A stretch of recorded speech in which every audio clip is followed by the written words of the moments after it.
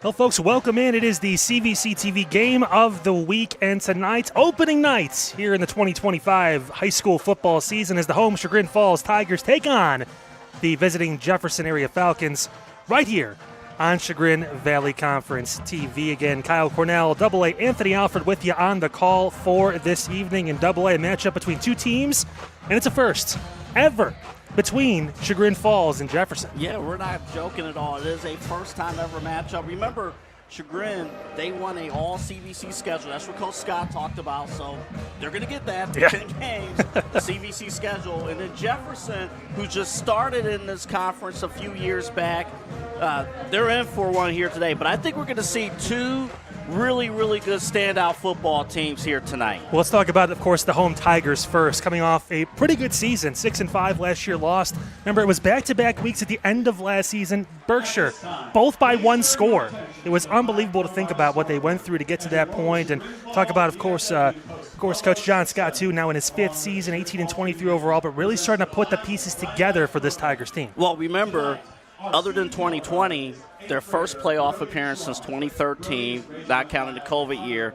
So Coach Scott talked about in this team, like, they got the taste last year. Guys like Jacob K., which we're going to talk about here tonight, they got that taste. But now it's about going 1-0 and learning how to win and all those pieces together. So it's going to be key here with this camp to see how this happens. And, of course, also graduating 16 seniors from last year's team. Now this year, some more senior leadership. You mentioned Jacob K. and others as well. Now pause for one quick second for the national anthem and bring you back with more pregame here on CVC TV.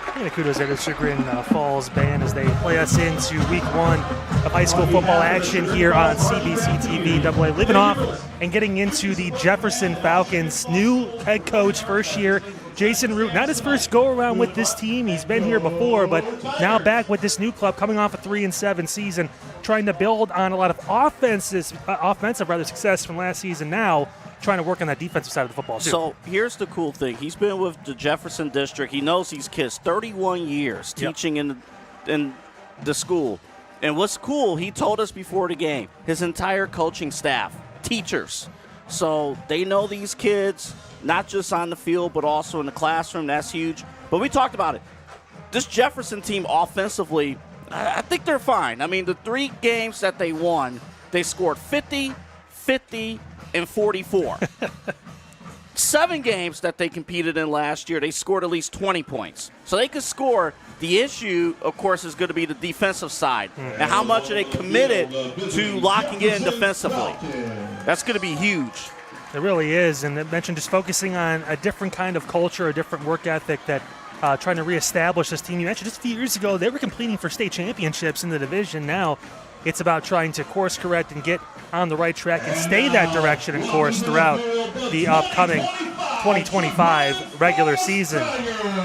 As the home Tigers hit the field, their home field for the first time this calendar year.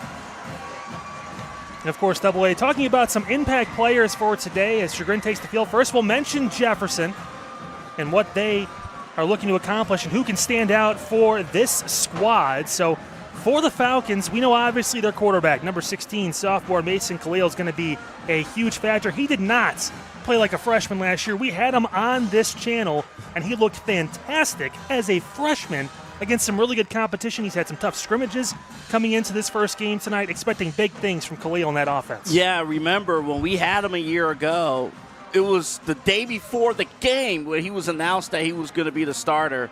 And the first drive, he went right down the field, threw a touchdown pass, just incredible stuff. And we're going to see his development here. He's faced tough competition during camp. It's going to be special to watch him play. Of course, for Jefferson, too, Matt Webster, the senior, talked about the size, too, 6 foot, 235 pounds of lean muscle. He's a wrestler, which means he likes contact. Yes. That's usually bad news for whoever's lining up on either side of the ball against them.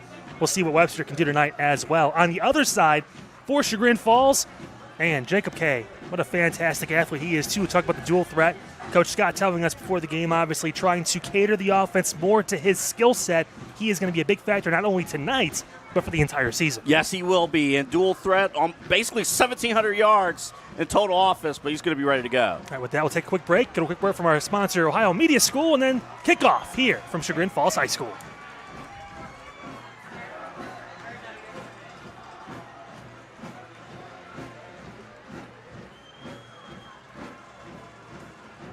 Yeah.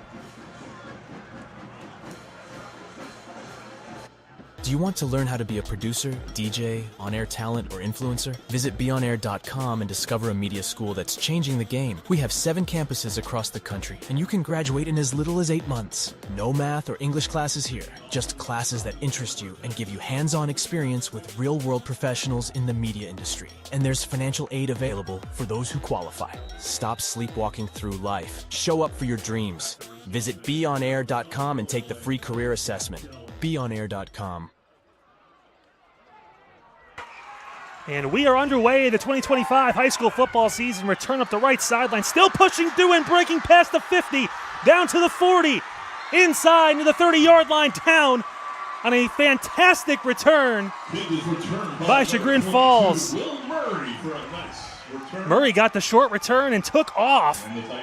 And great starting field position for Chagrin Falls and the offense to start the year AA. Yeah, and you know, for those who are tuning in for the first time, of course, we're also on Rock Entertainment Sports Network on a Saturday night. Like, you're going to notice, like, the keys with special teams is huge. And Murray getting great field position to set up for Jacob K. in Chagrin Falls offense. So great start again as Chagrin Falls will start on the Jefferson 34-yard line. I don't think Coach Scott could have drew up better field position to start in their first drive of the season. This K will line up in the shotgun. What a great start. He's got Gellin on his left hip. K rolling to the left. Looks like he's going to keep it. Goes left side, cuts through. He breaks through, and K gets spun down at the 29-yard line. That is an interesting story. Joey Sands makes the tackle, number 66. And I talked to Coach Root before the game, AA. Maybe the first ever offensive lineman and safety in Ohio history, possibly. Yes. Check the records on that, but still, that's impressive. Yeah, when you look at the rosters and you see dual numbers, you're like, okay, linemen and, on both sides. But, yes, he is a skill player. You're going to see him, you saw him on safety, but he's going to be the right tackle on the offensive side. Cool story. Very cool. As it's now second down and about 4 yards inside the 30-yard line of Jefferson. Chagrin Falls trying to move. Gellin gets the carry on the right side. He puts his shoulder down, gets to the 25 near the first down marker. He may be just a bit short, though. Tell you what, though, you're going to see a lot of him, a lot of Gillin. He's going to be going right down. It's going to be a good test for this offensive line, a young offensive line across the board. But, man, power through. You're going to run that football. Got great field position still. And this is where Coach Reed talked about the defense stepping up and trying to make some big plays this season. Both, as you mentioned, Double-A, the Lions, a little bit undersized. Both coaches having to use some more schematics to try to open up some angles and close some on the defensive end if you're Jefferson here on this possession. Third and short for Kay in that shotgun. Going on his right hip, he'll roll to the right. Kay looking, going to stutter through, trying to get that first down, and Jefferson swallows him up. No gain. Couple of different Falcons in on the tackle, including number 10, Sean Malachik, and it's going to be fourth down and short coming up for Chagrin. And defensively, Kyle, you're going to hear his name a lot. Of course, one of the junior leaders, on both sides of the ball. And, of course, you got to imagine four-down territory. Yeah, at this point, you're getting this close, and you're on the other side of the field. Tigers going to take all the chances they can on fourth and short as we're just under 10 minutes to go in this first quarter early on, and a big test early for this offense. Kay going to line up, looks like under center in I formation. Kay turns, he'll hand off. Gellin inside, he powers through and gets the first down. That's why you got him. First down, Tigers. That's a run by number 10, Jack Gellin. Yeah, Jack Gellin is a special kind of athlete, and in those short yardage situations, it's almost not fair for the defense. No, not at all. And it's a good asset to have for this offensive line, who other than Alex Hardy, the senior, all juniors on this offensive line, all in new positions, starting here. So that's a good momentum builder. We talked about that in the pregame Double-A. 16 seniors graduate from last year's team, and still a lot of leadership, though, on this squad here. Upperclassman Kay looking to throw. Back left corner. He's got a receiver. It's up and through the hands. Incomplete. He was going for Boyle in the back left corner of the end zone and just couldn't bring it in. So close there. That was great defense by Brandon Carr, the sophomore, too, to get a hand in there late. I'll tell you what. He closed in because that ball might have hung there a little bit too much there. Try to look for that special touch. I think he zipped that ball. There was separation between the receiver and DB. We're seeing already. You talked to Coach Scott about the changes to the offense, trying to play to more strengths, throw those long passing routes, have the short running routes to it, some stutter steps, really trying to cater to Jacob Kay and his skill set. And that was a good opportunity there for 6, but instead, Chagrin Falls second down. Kay going to roll out to the right, looking, going to have to go backwards, make a decision, throw short. It is caught, turning upfield, breaking through. It's McClintock in the end zone. Touchdown. 25 yards and our first score of the high school football season.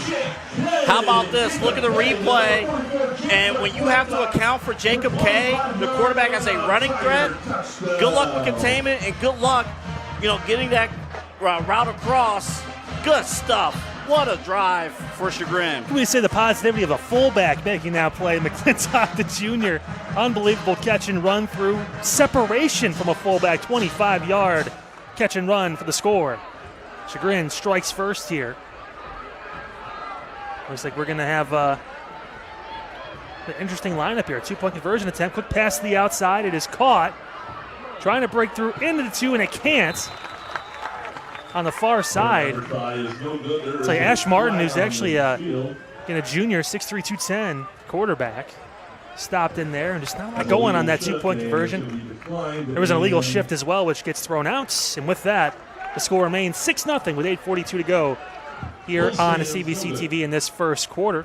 want to remind you, our presenting sponsor for CVC TV is the Ohio Center for Oral, Facial, and Implant Surgery. Drs. Keith Schneider, Don Lewis, and Jill Weber.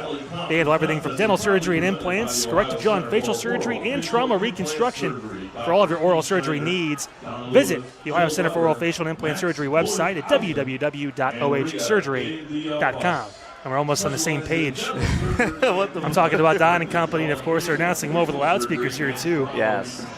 Love the folks over at the Ohio Center for Oral, Facial, and Implant Surgery. Of course, the cool thing, Commissioner Don Lewis runs that and runs the Chagrin Valley Conference. All this production, the CVC, that you get live every Friday night on CVC TV, and of course on Rock.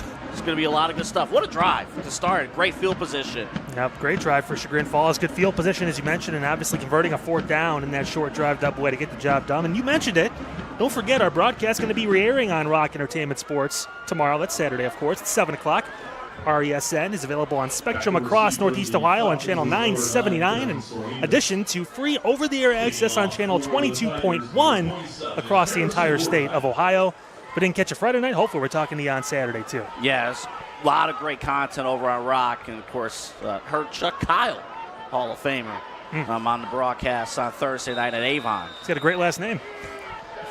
Any bias with that? Oh, none at all. Chagrin Falls will kick it off. It'll be the first possession for Jefferson. And here come the Falcons. Trying to find some space. You see athletic ability there as it's spin down. And again, that is Devin Salinas. We're going to call his name a lot tonight as he gets the return out. And here come the Falcons and sophomore quarterback Mason Khalil getting his first action of the 2025 football season. Yeah, and his first opportunity opening the season as the starting quarterback. You know, Coach Root talked about, like, he's a sophomore. He does not act like a sophomore. This is a mature leader, and we're going to see him in action right now. This is going to be pretty exciting. This offense can produce. The ability, of course, of Khalil. We talked about Matt Webster, too, what he brings to the table. This man is big. I say man because I know technically he's still in high school, but let's be honest. 6 feet, 240 pounds.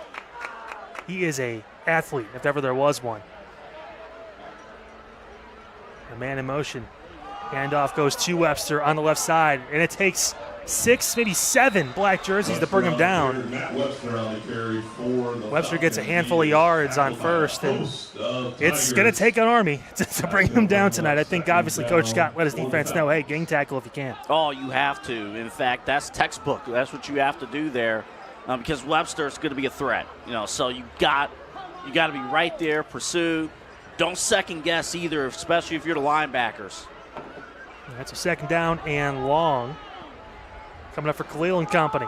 Jefferson trying to respond. Chagrin Falls got the great starting field position. Webster out the middle, breaks through and gets torn down near the 30, and that should be a first down. If the spot is corrected, it will be. Webster with a huge run, and they move the chains early. Again, big body. You just mentioned it as far as his height and weight. Look at the replay, and he's just dominating there again. Yards after contact. Good stuff. It's going to take 3-4 guys to hit that man to bring him down. And nevertheless, Jefferson going to move the chains. And this is kind of what Coach Root said he wanted to do. Ground and pound, and then obviously play to Khalil's strengths when they can. And there he is, rolling out, throwing. Flag comes in late. It's caught.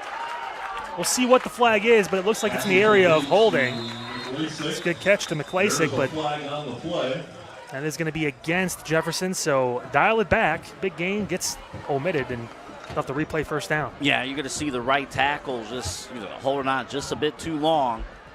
Make that official, but that's the power of having an outside linebacker heavily pursued on the outside. You force your right tackle to do some uncomfortable things. So he is going to push him back. 10-yard penalty, so now back at the 20.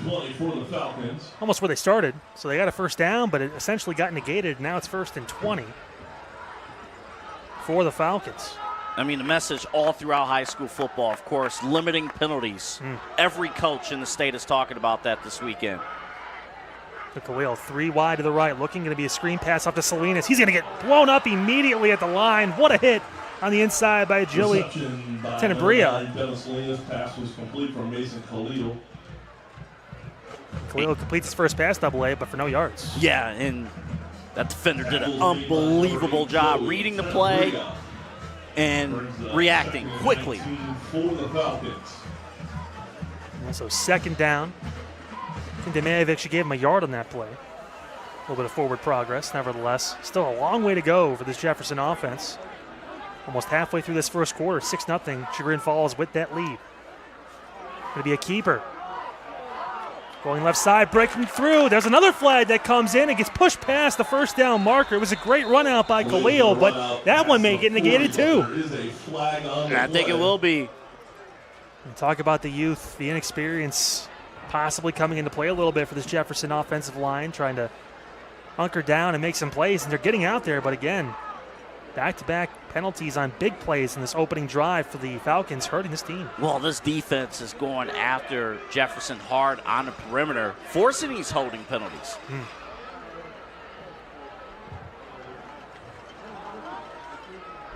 So it was 2nd and 19 if this is in fact holding, and it is. Another 10 yards back. And it's on both sides too, Kyle, like it happened on both ends of the field. Again, that's credit to the D-line. That's credit to the linebackers pursuing hard on the outside. That's going to bring up 2nd and 25 for They're going to call it 2nd and 25, so the holding penalty happened past the original line of scrimmage. So moving back, technically 6 yards from where they were before. There are 3 sophomores on Jefferson's offensive line. It's a tough task coming in and playing a good team like Chagrin Falls, too. That was a playoff team last year. Khalil going to roll out to his right again, throw, pass up, it is caught. Another flag comes in late, and that could be a late hit possibly on Chagrin. We'll see. I think it's going to be Kyle. To number 10, Sean McClasick. McClasick made the catch. Penalty on the field.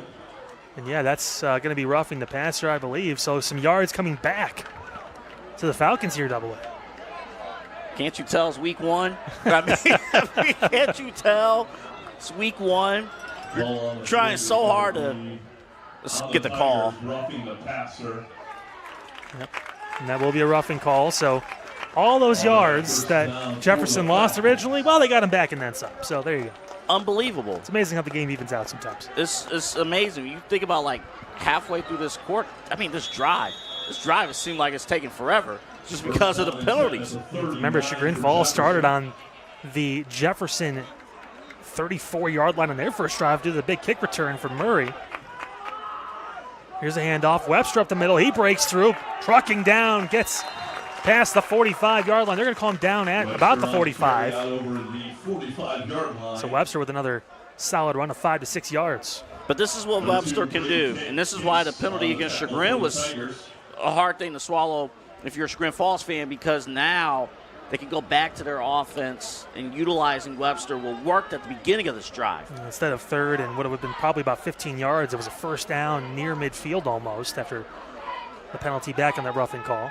Handoff again, Webster up the middle. This time he gets some pressure immediately. He only gets about a yard. So 4 carries for 16 yards early on unofficially for Webster, and now it's going to be third and about a long 2 yards on the way for this Falcons offense, which we mentioned Double A before in the pregame and throughout this first quarter so far. I mean, hey, Jefferson's offense worked last year. I think you told me too, and we were doing some research before the game. 7 times they scored 20 or more points last season. They can put points on the board. It's going to defense respond. Great job to not let that 2-point conversion up on the other side. Now the offense has to pull their weight too. Khalil going to fake handoff. Webster right side. He's got some room and a full head of steam and a huge truck by Webster. Laying down the boom with a first down past midfield for the Falcons.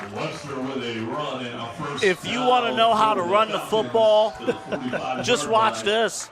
First off, great counter, and then shoulder down. Tell you what, Wolf Lander, he did what he could there. But Webster just too much. You know, as a smaller guy myself, I felt that pain. Oh, I felt it. As a bigger guy myself, I still felt that pain. I felt that pain. Did not matter. DB, you do all you can do there. Oh, my goodness. So now Jefferson on Chagrin's side of the field. Quick screen pass. It is caught. And not much there. A flag comes in late. That could be a face mask, possibly. Ooh, yeah. I think maybe it came in late. We'll see what the official call is. McClasick with his 3rd catch of this first quarter. He's caught all 3 passes that have counted. I was going to say, I thought Boyle did a great job defensively being in the right spot, but the face mask is going to wipe it off. Well, that's going to keep it, and then they'll get some yards off that too. So moving forward. Oh, they're going to make that the 15-yard penalty. So all the way down inside the 30. 29-yard line is where the ball will be placed. 3:35 to go into this first quarter. I mean, the penalties itself is telling the story of this drive. Well, Jefferson's been able to make some plays too, and it's been the tack-ons afterwards that's been critical for the Chagrin Falls defense. Rolling out, Khalil looking, under pressure, throws up top, intercepted! Intercepted by Chagrin Falls, and a big return coming. Spins through, flag comes in late, there's no one in front. A huge interception by Brady Kaz, he breaks through, another flag comes in late. We'll see where it is. For now, it's a touchdown, but no official ruling, and this could be coming back. Number 2, Brady Cass. We got multiple flags. I think there's more laundry on the field than on my living room floor, Double A. This is a lot. Let's see what they have to say about it. This is Kaz with a great read. Caught the comeback, jumped the route, and had a huge return, but flags came in. I mean, the secondary at least did a great job just sitting there and reading the quarterback, but well, whenever we get 5 officials in a huddle, we call that a NATO summit. As they're all just hanging out. We'll see, and again, be multiple sides of the field too. Officials seeing different things. Well, the first question is going to be, will that interception stand? Which I think it will. I did not see a flag come out until after the interception and part of the return. So we'll see officially what this is, but a lot to digest in the past couple of seconds. They'll be holding on Chagrin on the return. And then unsportsmanlike conduct on the Tigers. So it's going to be first down, Chagrin, as you hear the applause on the visitor side here from Jefferson, but it's still going to be Chagrin Falls football. Let's watch. Even the snap looked a bit uncomfortable. Yeah. And just never was able to get the timing. You had 3 defenders in that area. Any one of them could have got it. But yeah, with the penalties, wipes out the touchdown. But Jefferson, we talked about how much they benefited from Chagrin's penalties, and then they hand the ball right back.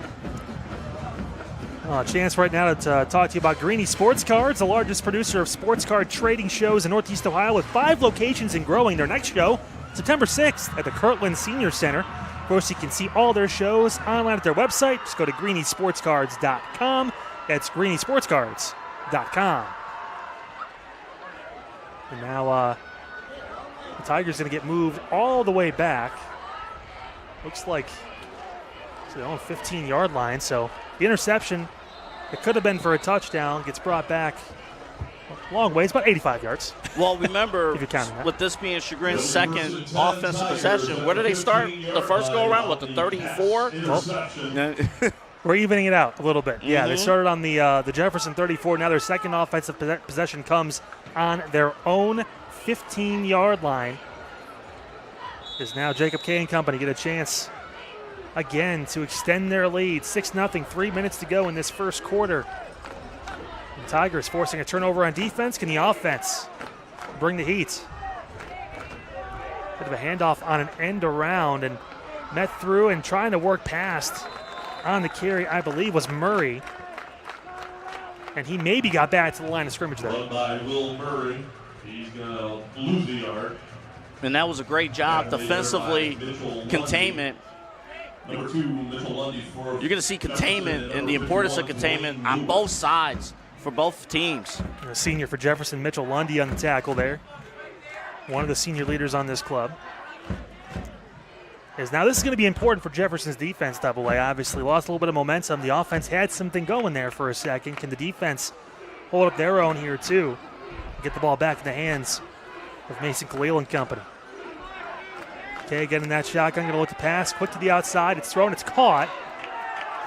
And not much at all after that catch to the outside. Brady DeVito made the play, and he just had nowhere to go. He actually lost yards.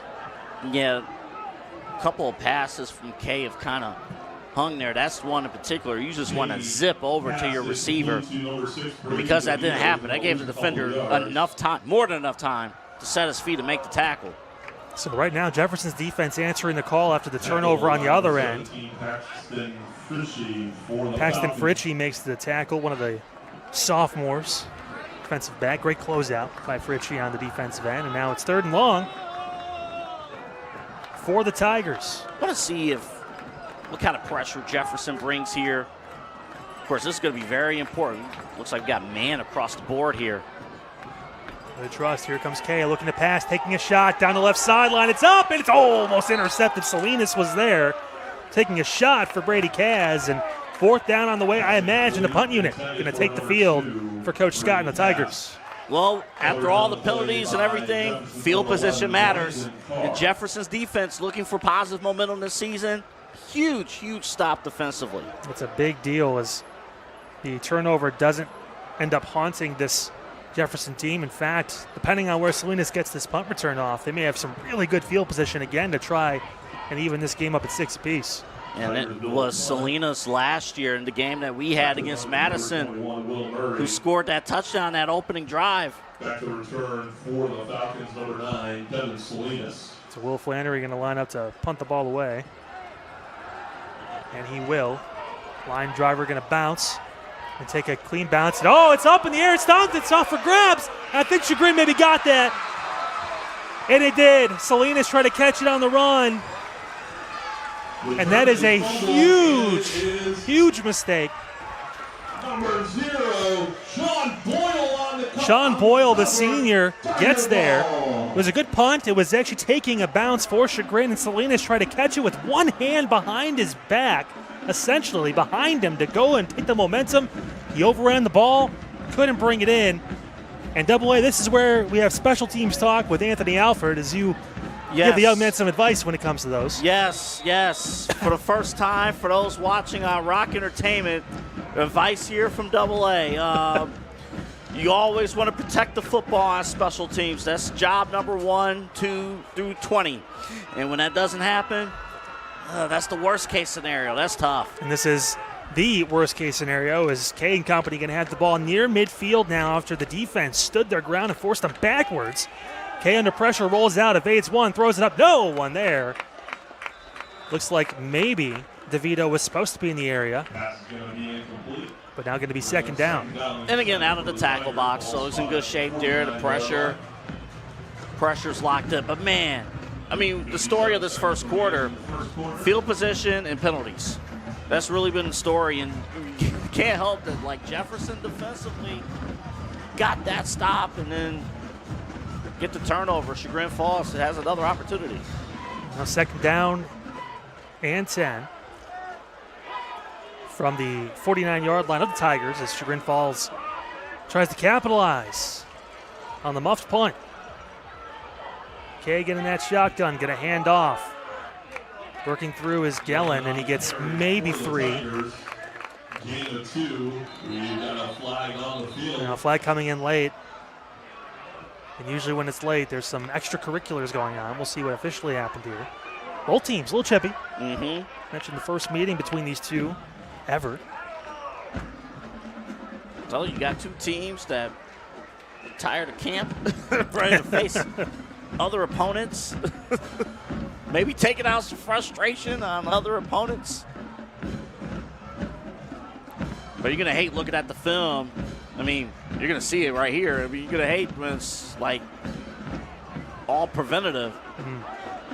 The defense for Jefferson hasn't played that bad. The touchdown, the 25-yarder to the fullback, came on the scramble pass that Kay made when he had a lot of time in the pocket. Right.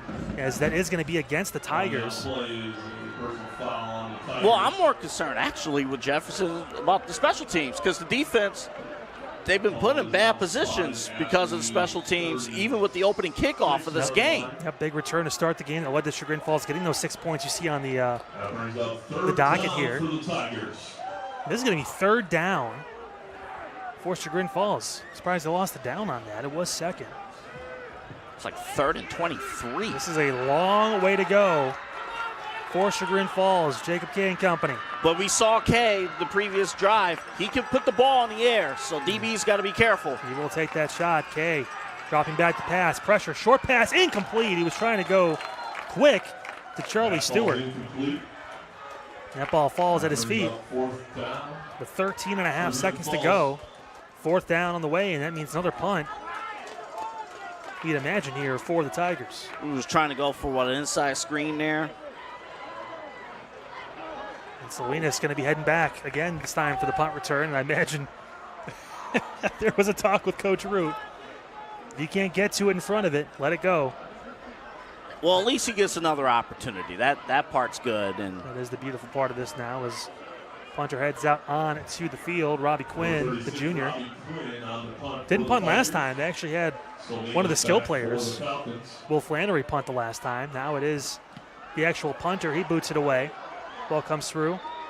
Salinas going to try and track this one down. Yeah, he's going to let this one roll, and the ball will get down at the 20-yard line, and they will let the clock hit 0, and that is how we end the first quarter. 6-0 the score. Chagrin Falls on top of the visiting Jefferson area Falcons right here on CVC TV. AA, a very interesting, entertaining first quarter, despite only a 6-0 score. A lot of learning lessons from that first quarter on both sides. I mean, you talk about two teams that have, they got some guys that are returning that are leaders on both sides, but overall, young teams. And they're making mistakes that young people make, in week one. So it's a 6-0 game after all of that, Kyle. Well, they're bringing a new meaning to the word fence. Defense on Jefferson's side, and, of course, our friends over at R&T Fence Company. Again, you can transform your property with a fence from R&T Fence. Family owned for over 36 years. They've provided top-notch fence installation services across Northeast Ohio, specializing in residential, commercial, and industrial fencing. They offer a wide range of options, including aluminum, vinyl, wood, and chain-link fences. Of course, you can call 330-626-5170 for a free estimate or visit rtfence.com. Whether you need a new fence or a custom gate, trust the experts at R&T Fence to deliver quality and professionalism. That's rtfence.com, your fencing solution. We talked before the game, Kyle, how important the first quarter was going to be, especially with young teams and how it's going to play out. It almost feels like, even though Chagrin has the 6-0 lead, it's like no one has the momentum at this current moment. This drive, man, a lot could happen here. I'll point out to you, going into the sun now for this offense as well. A little bit of time we have left. There's some trees, but they don't block at all. Is going to be a carry up the middle on first down. My goodness, just pushing the pile forward is Webster. He is a handful. Yeah, good luck bringing him down. Again, if you're just joining us, 6 foot even, 240 pounds. That's listed. I was on the field. It might be more. Well, we talked about it, and Coach Root said he's a wrestler. He loves contact. That's like the cherry on top. If you have a running back who's physical and can get out in space. And you even see how he runs the football. You could tell he's a wrestler. The low center of gravity, you could tell. A lot of talent on that offensive side. Including this guy, the sophomore, Khalil, handoff right side now. Short gain.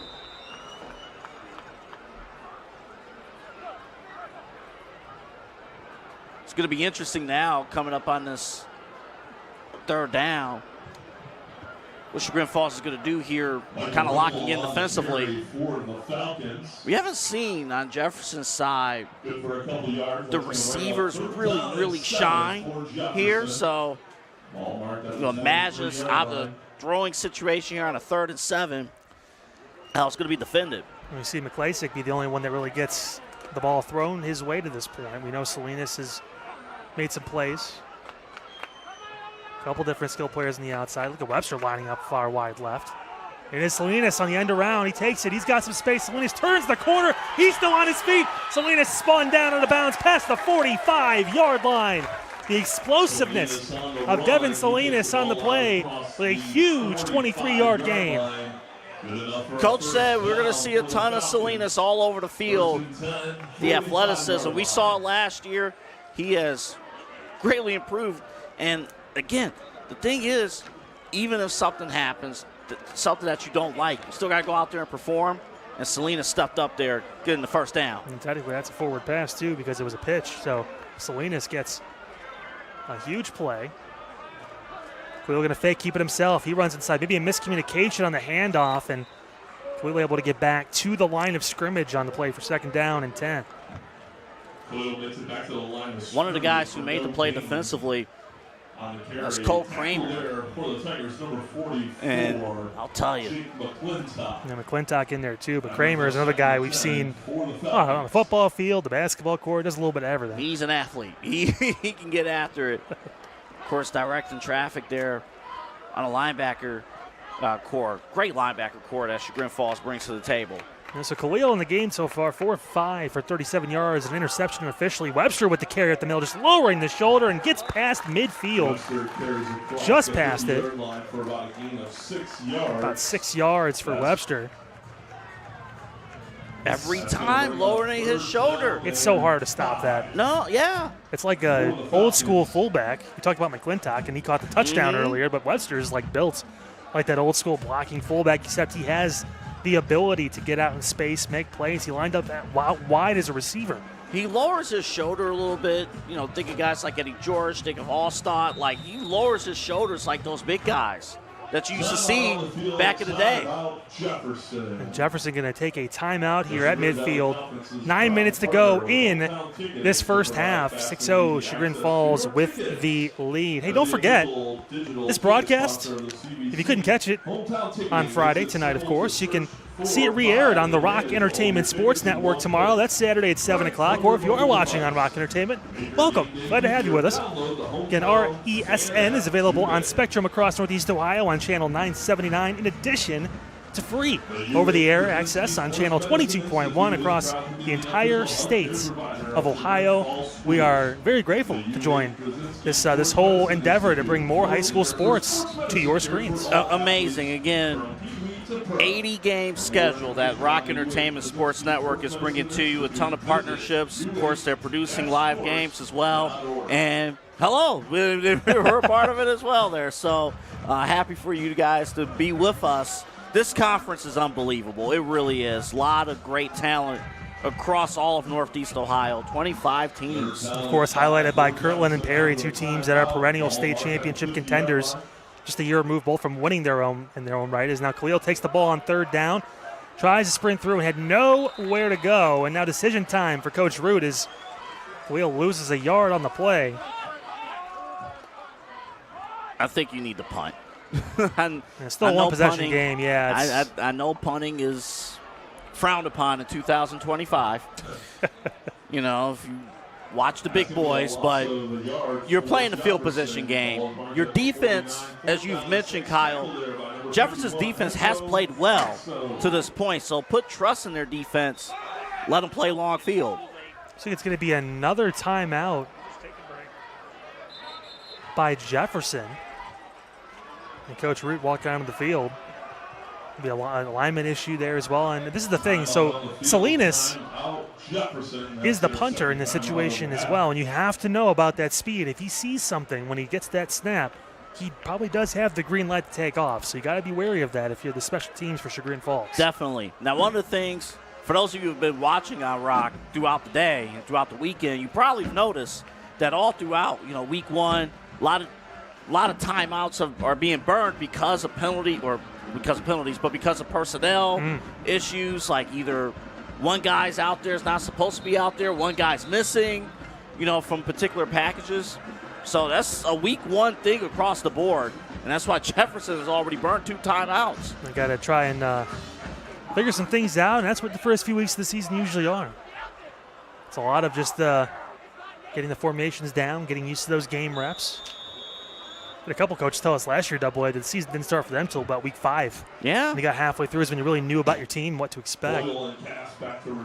And Lewis coming in late. Salinas will punt this ball away. It's a good one. Going to take a stop bounce and take it in by Kaz. He's going to break left side. Huge block, and a flag comes in late. Kaz down the field, another flag near the 40. And that will most likely go against the Tigers. Out over the 45-yard line. There's a couple big hits in there. Mm-hmm.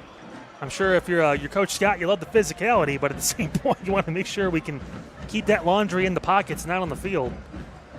So tough. It really is. because you had a good return. You actually added a second up back for reassurance, getting a good block. But again, it's going to be moving back.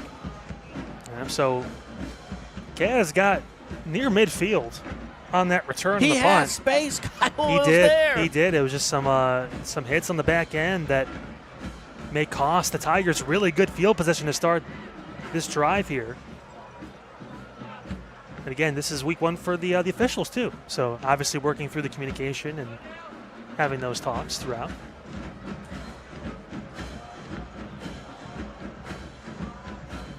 It is going to be against the Tigers. Offsetting, I would imagine. There you go. So I guess the question now is going to be, where is this ball going to get placed? Or are they going to have to re-punt? I think you replay it. And Selena's still out there too, so I'm going to assume here penalties on the play. They will. It's going to be a replay on the 4th down. The offsetting penalties. You know, every once in a while, AA, we get it right. And that's all I'm going to say about that. That's right. Don't come back at us till the end of September. Yeah. There's plenty of time for us to get it wrong. Trust me. Oh, man. Stay tuned. Week 2 is coming up. As Salinas gets another go around here. Snap good. He'll boot this one away on the right side. That was nearly blocked. And he gets the ball out of bounds, not even getting Kaz or the other returner back there, DeVito, a chance to get that ball in their hands. And now this Jefferson defense, besides that short field situation, has played phenomenal in this first half AA. Yes, they have. And your goal now is obviously take full advantage of it. What you want at this point, and really both teams are saying this, but what you really want, you want to make sure everyone's in the right spot, right personnel. You know, you're learning chemistry among your teammates too, and particularly with Jefferson, new head coach, you know, new communication. What's interesting with that pickup as well, their previous coach, Brandon Hanna, is still with the program. He is now the head girls basketball coach. He put in some time and said, you know what, I'm transitioning to the girls basketball team, so congrats to Coach Hanna. And of course, Coach Root, been with this the school district, as you mentioned, for over 3 decades, and he's coached this team before. Kay now for Chagrin Falls gets spun through and spun down. Solid tackle on the side by, you guessed it, Mr. Webster was there to make the stop. Yeah, Webster was there. Dwayne Lewis, one of the other guys who handled business there defensively. There's that speed. The speed is there on defense, and it's something that, again, a young offensive line and the Chagrin Falls Tigers, they're going to have to handle. Again, the only senior on the offensive line is one of the leaders, number 54, Alex Hardy. It's right there, right guard. But he's the only senior on this offensive line. And both lines learning as they go a little bit with this run. And a flag gets thrown in, and it's going to be a false start. You are a clairvoyant, my friend. With the call on the offensive line there, as they'll move back 5 yards. And this has been the problem for Chagrin Falls ever since that opening short field drive. Again, there's been a few things here or there and some penalties that have threw them behind the sticks and made it a bit more challenging for Kay in this offense. Yeah, it's self-inflicting, right? It's their own doing here. And another issue there. Learning the snaps, learning the counts. This is the beauty of the opening few weeks of the season, ironing out those wrinkles. You get a chance to work through some of these things and try to put together some solid plays after the fact and respond. Handoff inside. Gellin breaks through. Gellin's got some space and gets knocked down. Salinas on the stop, but that's a first down for the Tigers and a good response from Jack Gellin. You know, we haven't mentioned his name too much, but again, impact player, gets the blocks, getting the second level, and you need more of that if you're Chagrin Falls. Yeah. Only Gellin's 4th carry of the night, AA, but he's got 28 yards on those 4 carries unofficially, and another big first down for the Tigers. You know, we talked about the impact players earlier in the game on the pre-show, and he's on that list. Again, that whole backfield between him and Kay, you got to account for it. And again, this defense needs to be careful because now they're spread out here. They can still run the ball. The guy in motion, too, McClintock, is also someone to watch out for. Another penalty, and it's going to be a false start. So the Tigers is going to move back. much to the chagrin of Coach Scott. I don't think they want to hear that part right now. I had to say it at some point. I know. But again, another situation where you had great momentum, and once again, I mean, film study's going to be painful tomorrow.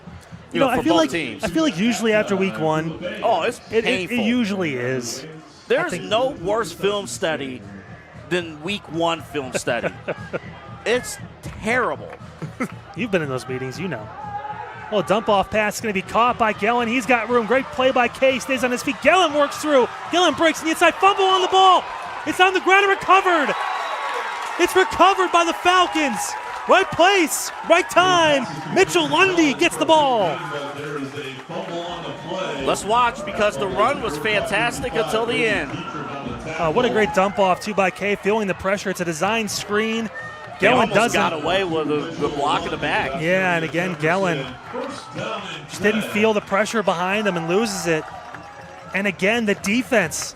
What a phenomenal job by this Falcons defense. Even when they give up that play, they find a way to get the ball back. Coach Root talked about, the head coach of Jefferson, their goals this year: hard work, accountability, blue-collar team. Those responsibilities on defense, I mean, you're seeing it here in week one.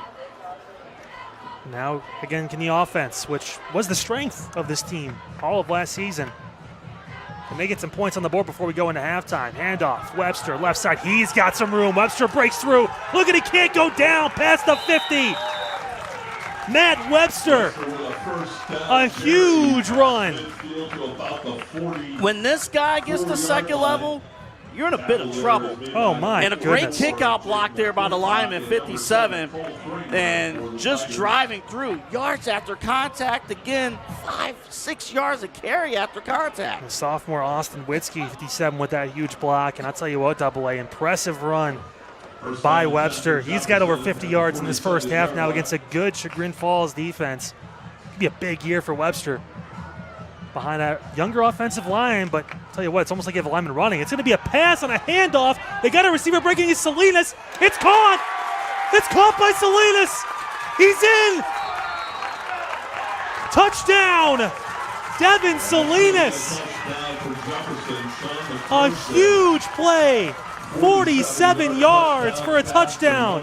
And a handoff to McClasick, who had 3 catches. And McClasick with a beautiful pass. Salinas in the right spot. There you see it on your screen, and a touchdown. Yeah, you were waiting for that big play. Getting in there, great trick play. And this is the formula, right? You utilize Webster. You got to account for him, and then, boom, hit you with the pass over the top. And Jefferson, this game is tied. I mean, what a wild first half. Wow, what an impressive play. And Salinas coming a long way from that fumble on the punt return that gave Chagrin Falls great field possession. Is now the Tigers and Coach Scott going to call timeout, and a chance really to talk about things here on the defensive end. And hey, if you're looking to break into the exciting world of broadcasting, film, or digital media, the Ohio Media School in Cleveland, offering hands-on training in TV and radio broadcasting, audio production, sports broadcasting, and more. Their real-world approach, taught by industry professionals, ensures your job ready in just about 8 months. Located conveniently over in Valley View, their Cleveland campus is your gateway to a rewarding career in media. Visit beonair.com to start your journey today. That's beonair.com. Briefly talking about Salinas, think about this senior leader. You know, a mistake that he had earlier in the game, you could easily shut down for the entire game. You could easily shut down. But he has done nothing but respond positively and getting the score. What a response. The offense needed some sort of life after a couple drives where it seemed like maybe they were coming up a little bit flat on some plays. And what a play call by Coach Root and company. Is now Khalil going to hand Webster on the inside. He got nowhere. Great job up front by the defensive line at Chagrin Falls. And that two-point conversion attempt is unsuccessful. That means the score stays 6-6 here with 4:50 to go in this first half here on CVC TV. We got a tie ball game, Double-A. We do. We have a tie ball game, and this is special stuff here because you're going to see, you know, the more you do prep on this game, you have perceptions about what these teams are coming in from last year. But the more you do prep, it's like you got two young teams, you got two motivated teams who feel this game is a winnable game, both teams. The beautiful thing about the game like this, AA, obviously week one, this is for any team that's playing, that has played throughout this this whole stretch here in Northeast Ohio, is they haven't played anyone else yet. This is week one. This is an opportunity to really do some things that aren't on film, that aren't there for people to see. And that play, again, the handoff and end around to McClasick, as well as what Salinas was able to do with that catch, getting the space. I mean, he was in front of the defense, and then he got behind them during the throw. It was an impressive play. It's been practiced, and it's not there. It's not something they've seen. This is the time. These first few weeks is when you do some of these plays, A, to see if it's going to work, yes. in general, too. Yeah. And then, B, to be able to catch that defense off guard and steal a score like they did right there. And Webster, I'll tell you, man, he'll beat you up. Just the key there. Short kickoff there. 22 on the return. Now, and as we have mentioned before, both teams are sick of facing each other. But what the coaches will say and everybody watching will say is like, all right, you still got to control your emotions, do the right things. And in the case of Chagrin Falls, this was a bit of an issue for them last year when we saw them. Like, when they connect on drives, they're golden. But we've seen stretches when we had them last year where they will go cold for a hot stretch, for a bit of time. And they just need a strong drive right down the field, 5-6 yard conversion, something to get things going. A big opportunity right now for the Tigers on offense. Tie ball game, 6-6. Under 5 minutes to go in this first half. McClintock in motion, top to the bottom of your screen. Okay, got to run to the left side. He's got space, cuts back through it. He gets brought down by a host of Falcons. Maybe got a yard or two on that carry. The containment is phenomenal on the Falcons side of things. Yeah, I mean, Jefferson, we talked about it. Besides that first drive, it was a short field for the Tigers. This Jefferson defense is different this year compared to what we saw essentially all of last season. Well, the game plan is fantastic. I mean, what do you do with Kay, who's a running quarterback? He could do both. He's a dual threat. Keep him in the tackle box, limit the perimeter plays, and they're going to have to find a way to adjust, during halftime. Well, they've had some success with Gelland. As he rolls out to the left, Kagan with the pass, taking a shot down the middle. Got some coverage over there. It's intercepted! Intercepted by Salinas.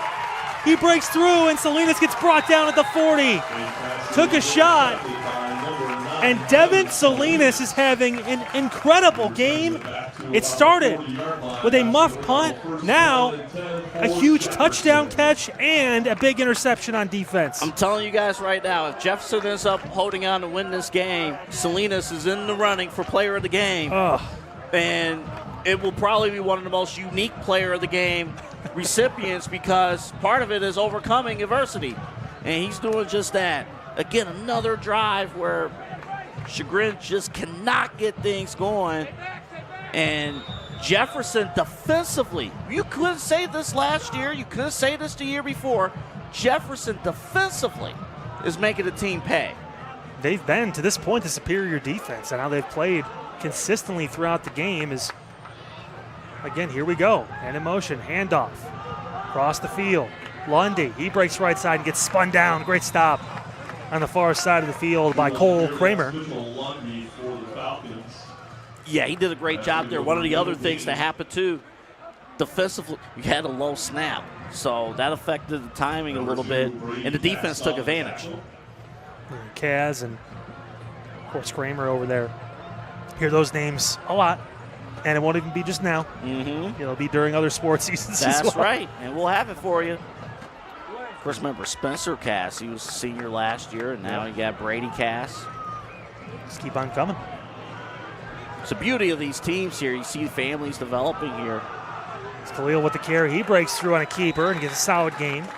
About 6 to 7 yards for Khalil. His first real rush of the day. The other two were kind of just like panic carries to get back to the line of scrimmage. We know he's got that ability, Double A, to break out and make some plays with those feet, too. Yes, he does. And that's the great thing about this offense. They've been able to dual threat, connect. And what's been happening for most of this half, they've been playing ahead of the sticks. So they are dictating the pace of this game. Other than that first drive, where there was those few penalties, which they offset with a huge roughing the passer call and a completion, they've been, for the most part, not hindered by that flag to this point. And there's a lost ball in the exchange. Khalil able to fall on it. Scary moment there as Boyle got there. And Khalil is a sophomore. I know sometimes it's hard to believe with what he's been able to do, but that will happen. Well, they had a couple issues with this drive with the snaps. Of course, that one was the biggest one. But Chagrin Falls defense needed something positive on the defensive side. They got it, and they're going to force a punt. They do as that ball gets moved backwards now as a timeout is called. Didn't see if it was an official timeout or. 4th down and 12 with 2:08 remaining in the first half. Looks like maybe it was the Tigers rather than call a timeout, and it is. They have one remaining. So does in Jefferson, one remaining each. A little over 2 minutes to go in this first half in a tie ball game. So you work during camp, 2-minute drills. About to witness a 2-minute. Chagrin Falls, I mean, not to overstate, like, duh, they need this. Got to get a big return here. That's not impacted by a penalty. And DeVito back to return. Salinas, who's having one of the more interesting days ever that we've seen here on CVC TV. He'll punt the ball away. Almost got blocked by Turned Kaz. into a great punt. This will be really good. Little stutter step. Moving through. Good return, too, past the 35-yard line down to the 36. I'll tell you what, DeVito got something out of nothing there. He almost had to go out of bounds to catch that ball. Stuttered, kept those feet moving, and ended up getting a solid 11-yard return. So 1:56 to go in this first half, and the Tigers with possibly the last chance here to get into the end zone before it's all said and done in quarter number 2. And again, these are the situations you work with in camp on both sides. You know, first team offense, 2-minute drill, only one timeout. Could be the 35, 36. So could be an opportunity here. It feels like Chagrin Falls needs this drive, at least get it to field goal range, get some positive momentum going into half here to sustain success. Well, this Jefferson defense has been stingy, to say the least, since that opening scoring drive. Lock this offense down as it strips to the right. It's going to be a run left. Kay going to keep it. Goes left side. Going to get a huge hit out of bounds. I think he was in when he got hit, though. I don't see a flag anywhere. So Kay going to get close to the first down marker. Getting about 9.5. And success on the perimeter side. Success with blocking, free of penalties. So even from that standpoint, very successful. Got to keep that momentum going.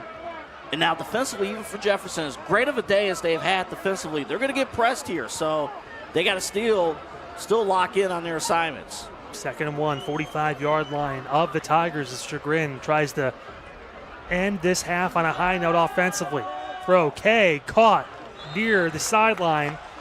Solid catch by DeVito, and that should be a first down. And this is what you want to see, their aggressiveness. Quick, high percentage passes. Even build some confidence for your quarterback. Yeah, across the timeline there in the middle of the field. Kay breaks left side. Kay's got some room. He stutters through. Kay gets down past the 35 to the 33-yard line. A little 12-yard run for Kay. One thing you're noticing here defensively, again, with the young team not being able to huddle, anything like that, you're wondering where guys are position-wise and conditioning as well.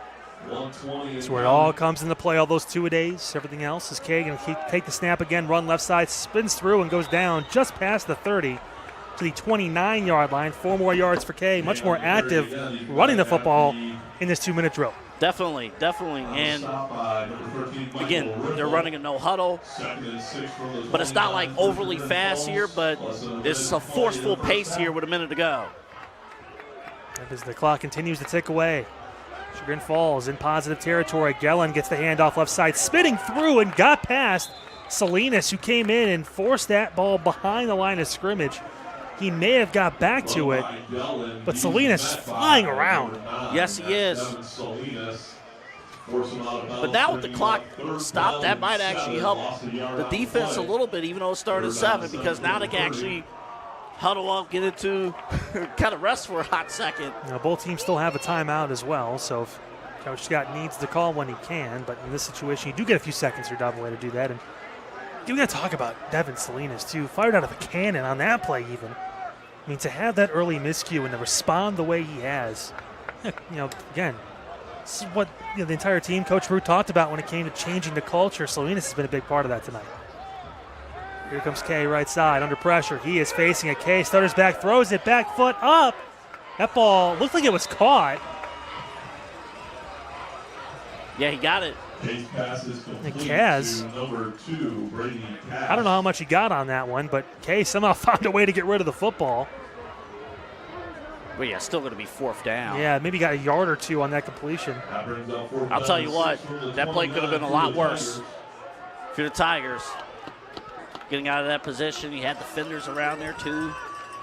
It was impressive to be able to complete a pass in the situation. And now Kay is going to jog back out. 38 seconds and change to go in this first half. And a huge 4th down for the Tigers. It's the same for Jefferson here, too. They want to keep this score even if they can, or get another shot possibly to take a shot. Definitely. If Chagrin doesn't like this look, I think this is a favorable look, though, if you want to go man. Trying to draw the team off sides here, possibly. But they could call time if they don't like this look. I think they will. I think the whole point was to try and draw the offsides. And with the ball at the 29-yard line in high school, maybe some people are thinking watching this, oh, the field goal is in play, right? And this is a tough area. We're in a good spot now because it is August, and it's still relatively warm out. It's beautiful here at Chagrin Falls High School. But still, 45, 44-yard field goal is a lot to ask in high school. Well, and sometimes, when you go to these schools and whatnot, you just don't know, how much, what's the range for field goal kickers at any school. At this level especially, you're not going to have, field goal kickers just go out, well, let's just go out and kick a 50-yarder. That's not how it works. Now, we've seen some guys that can do that. We have. and you will this year. But knowing the situation, it's 4th and 6. Obviously, you're trying to identify which man-to-man matchup you could take advantage of if you go that route. I don't think a run to the outside would be beneficial because I think Jefferson has too much speed defensively to pull that off. The way Salinas in that safety position is flowing around the field. I mean, it's been really tough to get second-level runs on the edges. So you're trying to see what's available at the perimeter at the top. Here is Kay looking to pass, going to throw, take a shot to the end zone, and it's incomplete. Took a shot on the far sideline up to DeVito, the 6'1 senior. It was great coverage by Paxton Fritchie, the sophomore. And it is a turnover on downs with 32 seconds to go in this first half. And we've seen the big play from this Jefferson offense earlier in this quarter. Anything is possible now with a timeout at 32 seconds. Very much. I do want to real quick respond to that last play. As a DB, that's the most exciting play you can have and the scariest play you can have at the same time. Man, the ball's coming your way. Don't slip, don't slip, don't slip. Yeah. And don't slip. You better make sure that you don't get a pass interference either because that's the first down. So playing the football, making sure you don't come back. Great defense there by Jefferson. Well, can the great defense turn into good offense here for Jefferson? They've been clicking here in this second quarter. Khalil going to looking. There's a flag comes in late. He takes the sack. They've been holding in there too. Looked like he wanted to take the shot down the sideline. He had Fritchie here on the near side. Yeah, he had space initially. Yeah. I don't know if he's trying to go for a pump fake or whatnot, and then it looked like it was a go route, but he had all that space to stop, maybe catch the ball and come out. And that is going to go against Jefferson. That's a big penalty, too, if it is a chop block. It's Yes. going to be a lot of yards going backwards, and the odds of a big play become a little bit lesser when you get further away from that midfield line. We know Khalil's got an arm, but I don't know if he's throwing it 70 yards in the air. Yeah, and now you start to wonder, is it a safe thing now just to do the boring thing, take a knee, go to halftime? So Jefferson should get the ball Yes. to start the third quarter here. So they have to think about that, too. I mean, don't maybe go too crazy with this if you can. And the clock is running now, so. Yeah, I think this is going to be maybe by necessity, take a knee or run the ball, and it could be it. We'll see what they end up doing. With 10 seconds to go in this first half, they are going to run the play. Hand off Webster inside. He gets maybe a yard or two, and with that, the clock will run out on this first half. Your score from Chagrin Falls High School, 6-6. That's right, tie ball game in Week 1 of the high school football season in 2025 here on CVC TV. The Tigers and the Falcons tied at 6 apiece. Double A, your thoughts quickly on this first half? Man, that whole half told a story on its own. The key, obviously, penalties. It looks like both teams have calmed down with the penalties in the second quarter, so that's progress there. But for Chagrin Falls, you got to get a sustained drive offensively. Other than that short field, not much success. And then the surprise of this first half has been the defense of Jefferson. They've really stepped up, but time will tell this second half. Both teams are going to learn something, Kyle. Yeah, and Devin Salinas, too, 2 catches, 7 yards, including that 47-yard touchdown reception and an interception on the defensive end. Both teams have turned the ball over. Both teams have made mistakes and drawn penalties. We'll see what happens, obviously, come half number 2 here from Chagrin Falls High School. Until then, enjoy the band. We'll be back after this.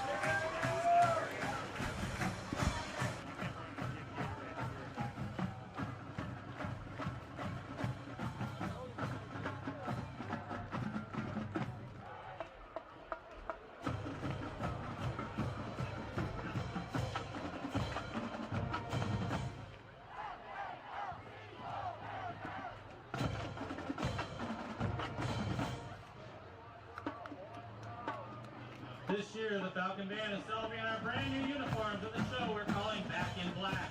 Our uniforms represent our commitment to modern music and our passion for rock and roll, while paying tribute to our program's rich history and traditions passed down from us from generation to generation. Each song you hear this evening has a tie to the color black, starting with our opening number by the legendary Rolling Stones. This is Paint It Black.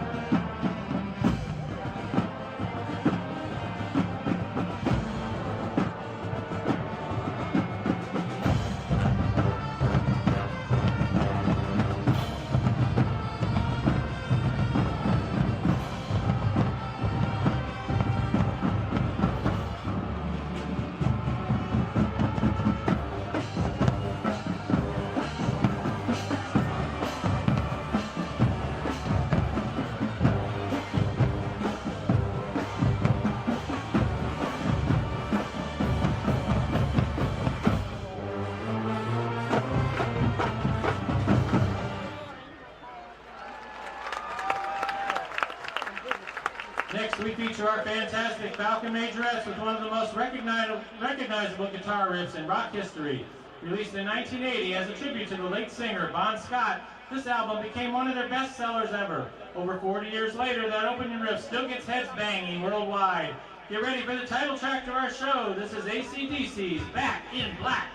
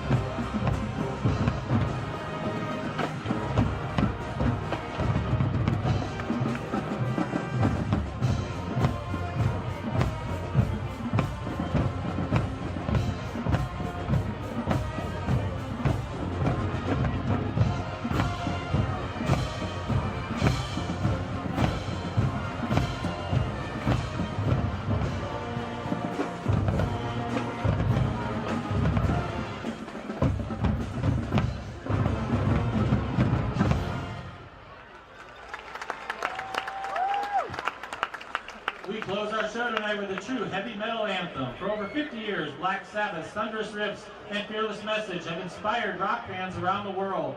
Tonight we celebrate the life and legacy of Prince of Darkness himself, Ozzy Osbourne, who left us this summer at the age of 76. His voice and energy lit up stages, and his music will keep rocking for years to come. By Black Sabbath, we close our show with War Pigs.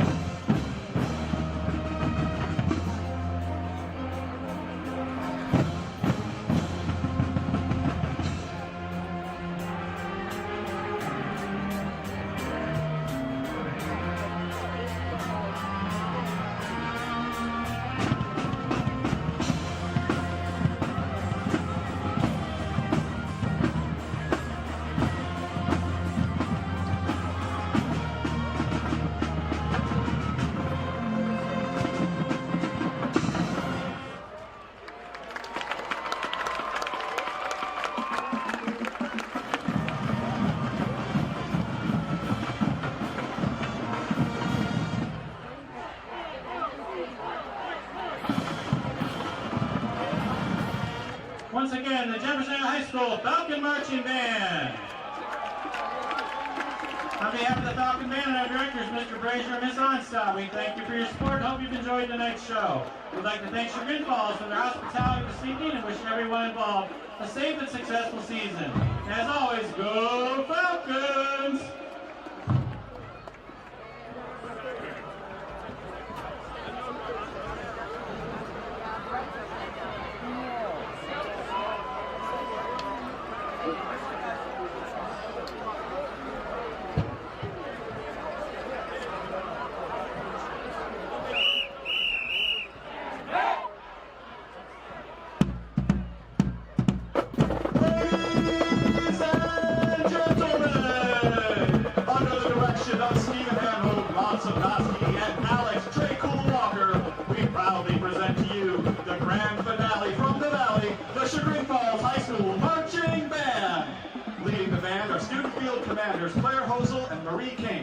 Tonight, the band features famous songs of members of Cleveland's own Rock and Roll Hall of Fame. For an ordinary band, the loss of a singer means the end. But with the release of the second best-selling album of all time, AC/DC was back. Back in Black.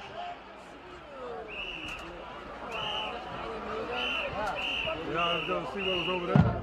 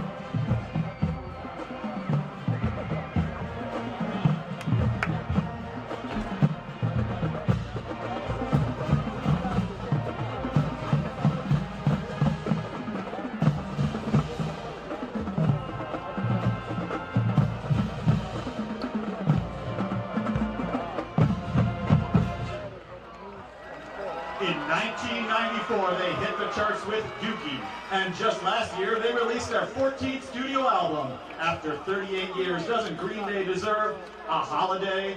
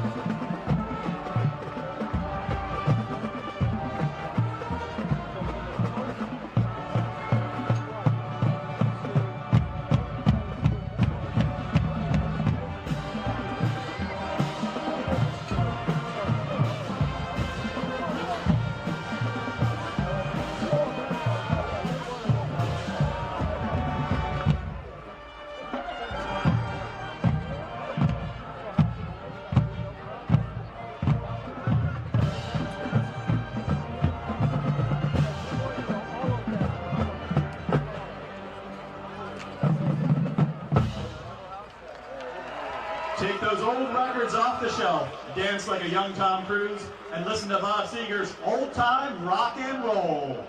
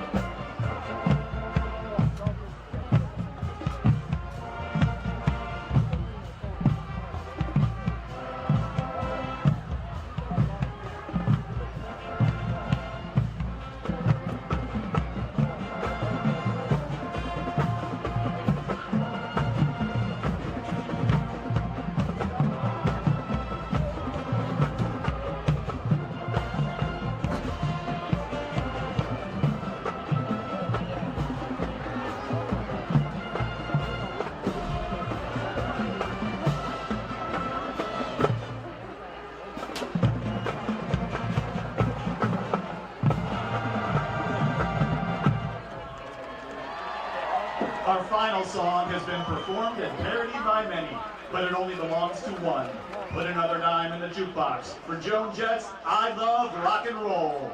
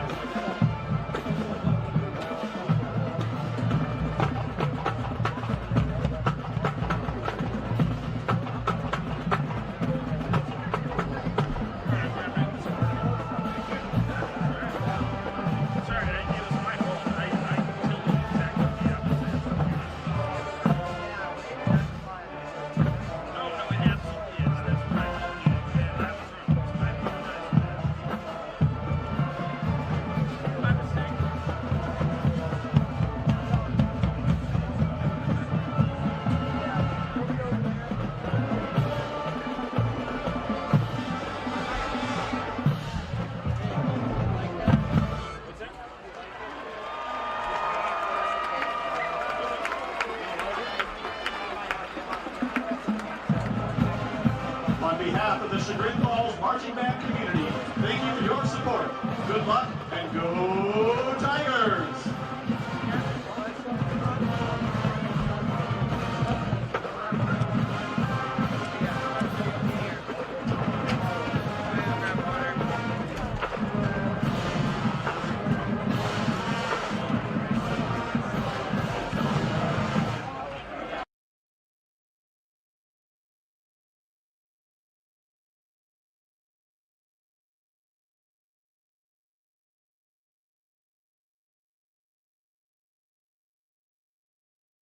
Do you want to learn how to be a producer, DJ, on-air talent, or influencer? Visit beonair.com and discover a media school that's changing the game. We have 7 campuses across the country, and you can graduate in as little as 8 months. No math or English classes here, just classes that interest you and give you hands-on experience with real-world professionals in the media industry. And there's financial aid available for those who qualify. Stop sleepwalking through life. Show up for your dreams. Visit beonair.com and take the free career assessment.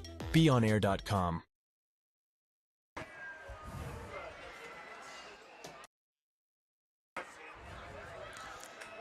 Welcome everybody, halftime here from Chagrin Falls High School. The score is 6-6 the home Tigers leading the visiting Falcons right here on CVC TV. Again, Kyle Cornell, AA Anthony Alford with you, as always, on the call today. And what an eventful first half it was, AA. Both teams going back and forth, making great plays throughout the first, but only that 6-6 score. Yeah, and there's a reason. You're going to see here with some of these highlights that we're about to play right now why it's only a 6-6 ball game. And I'll tell you what, Chagrin Falls, good effort, but and you kind of see some of the plays here going through. But I'll tell you, and here's the first score. That was a scramble for Kay that was under pressure and just threw it back to the fullback who was running across the field the other way. Ended up being a touchdown, and that was the only score for the Tigers in the first half. Other than this short drive, it was slim pickings for the Tigers on offense. Yeah, it was a short drive there, and then you'll start to see like some of the other highlights that are kind of creeping in there, that after this score, not much action offensively. This was the interception, too, in that first half, where one of the few mistakes made by the sophomore Khalil. It was a great interception by Brady Kaz. Remember, he actually returned this for a touchdown, but he got called back due to multiple penalties on the back end. The ball got taken all the way back inside the 20-yard line of Chagrin. This could have been a huge turning point in the game, but Jefferson saved by some penalties in that situation. Yeah, and think about how different this game would have been. Now, you're going to see Salinas. Now, this here. is a big one, too, when they obviously went behind, tried to catch that ball on the run, and this is AA's school of special teams. Always protect the football. Tried to palm it with one hand, couldn't do it, and this gave Chagrin a great opportunity. They could not capitalize, though, because of the stout Jefferson defense. Yeah, and it was just a rocky punt. And then as the game continued on, because, again, Chagrin had great field position but could not capitalize. And we go to the next clip if we can, because, again, try to take advantage. Now, this was the handoff to the pass. Oh, this was an incredible play. And, again, the ball, I got yelled at for calling it a pretty pass, so I'll still say it got there. That was the important thing for and Jefferson. Again, that was Salinas, who just before, you just saw it with the fumble on the punt. How do you respond? You get a big score. And it was set up by Webster, who was just running the ball like a beast in the first half. Fantastic from Webster, and Salinas right now may be the player of the game with how he's been able to respond. He also had an interception late in that first half, too. An unbelievable first half for Salinas and company. We talked about those key players, Webster, Salinas, on the other end, Jacob Kay in that first half. Talking about 5 of 10, 54 yards, a touchdown and an interception. Up and down for Kay, also has 38 yards on the ground. We're seeing the dual threat ability, but we're going to need a little bit more from the senior quarterback. And we did see a little bit of something from Chagrin Falls on the final drive where they had to go up-tempo, and they were able to kind of move a little bit more down the field. So a lot of that was Kay's legs. Got to use the legs, but Jefferson did a good job with containment in the first half. Kay couldn't go to the outside, but I like the idea of just direct throws down the field, little strikes, things like that. But I'll tell you, that first half, a lot of lessons from both teams. They had to settle down. It's young guys playing varsity minutes for the first time, and you saw it especially in the first quarter with all those penalties. Tell you what, if you can tell it's week one of the high school football season, a lot of wrinkles getting ironed out, not only in our game, but across, of course, all of Northeast Ohio, across the state.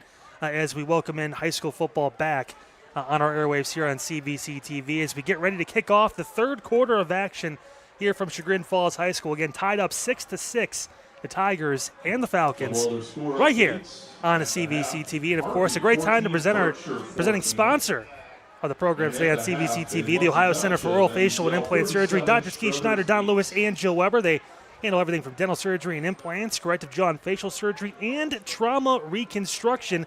For all of your oral surgery needs, visit the Ohio Center for Oral, Facial, and Implant Surgery website at www.ohsurgery.com. And again, we are excited to welcome in our audience from the Rock Entertainment Sports Network. You watch it Saturday night.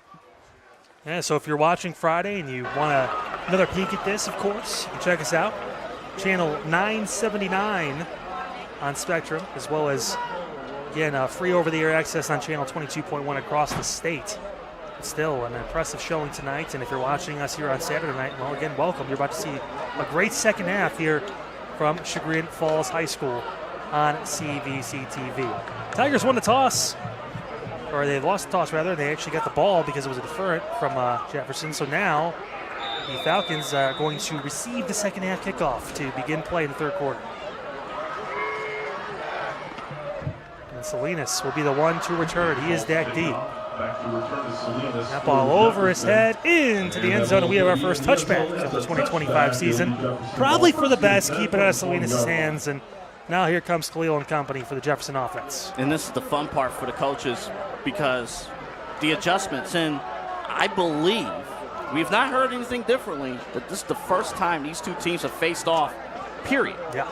So, lack of film availability other than the games you see here. But also, hey, first game of the season, it's always a little bit different, a little bit treacherous. You don't usually see an end-around wide receiver pass for a touchdown in week one. So you're just trying to navigate some of these trick plays or different moves, and sometimes it isn't a trick play. Sometimes it's just big number 7 back there who puts his head down and runs for a lot of yards. He had 53 unofficially on 9 carries in that first half. That's over 5 yards a carry. He is tough to bring down. Salinas in motion as we're underway. Handoff to Webster, up the middle, still trucking forward, and he gets a gain of about 2 to 3. There is a matchup that we're going to zero in on. It's 7 versus 7. Not 7 on 7. 7 versus 7. It's Webster offensively. That's Cole Kramer defensively.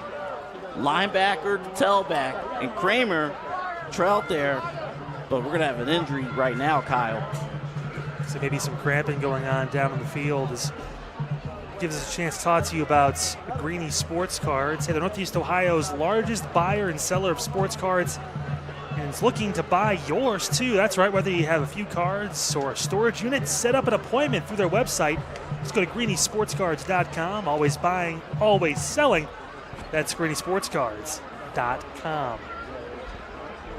By the way, don't let the weather fool you. I know your car, you had to defrost your vehicle this morning.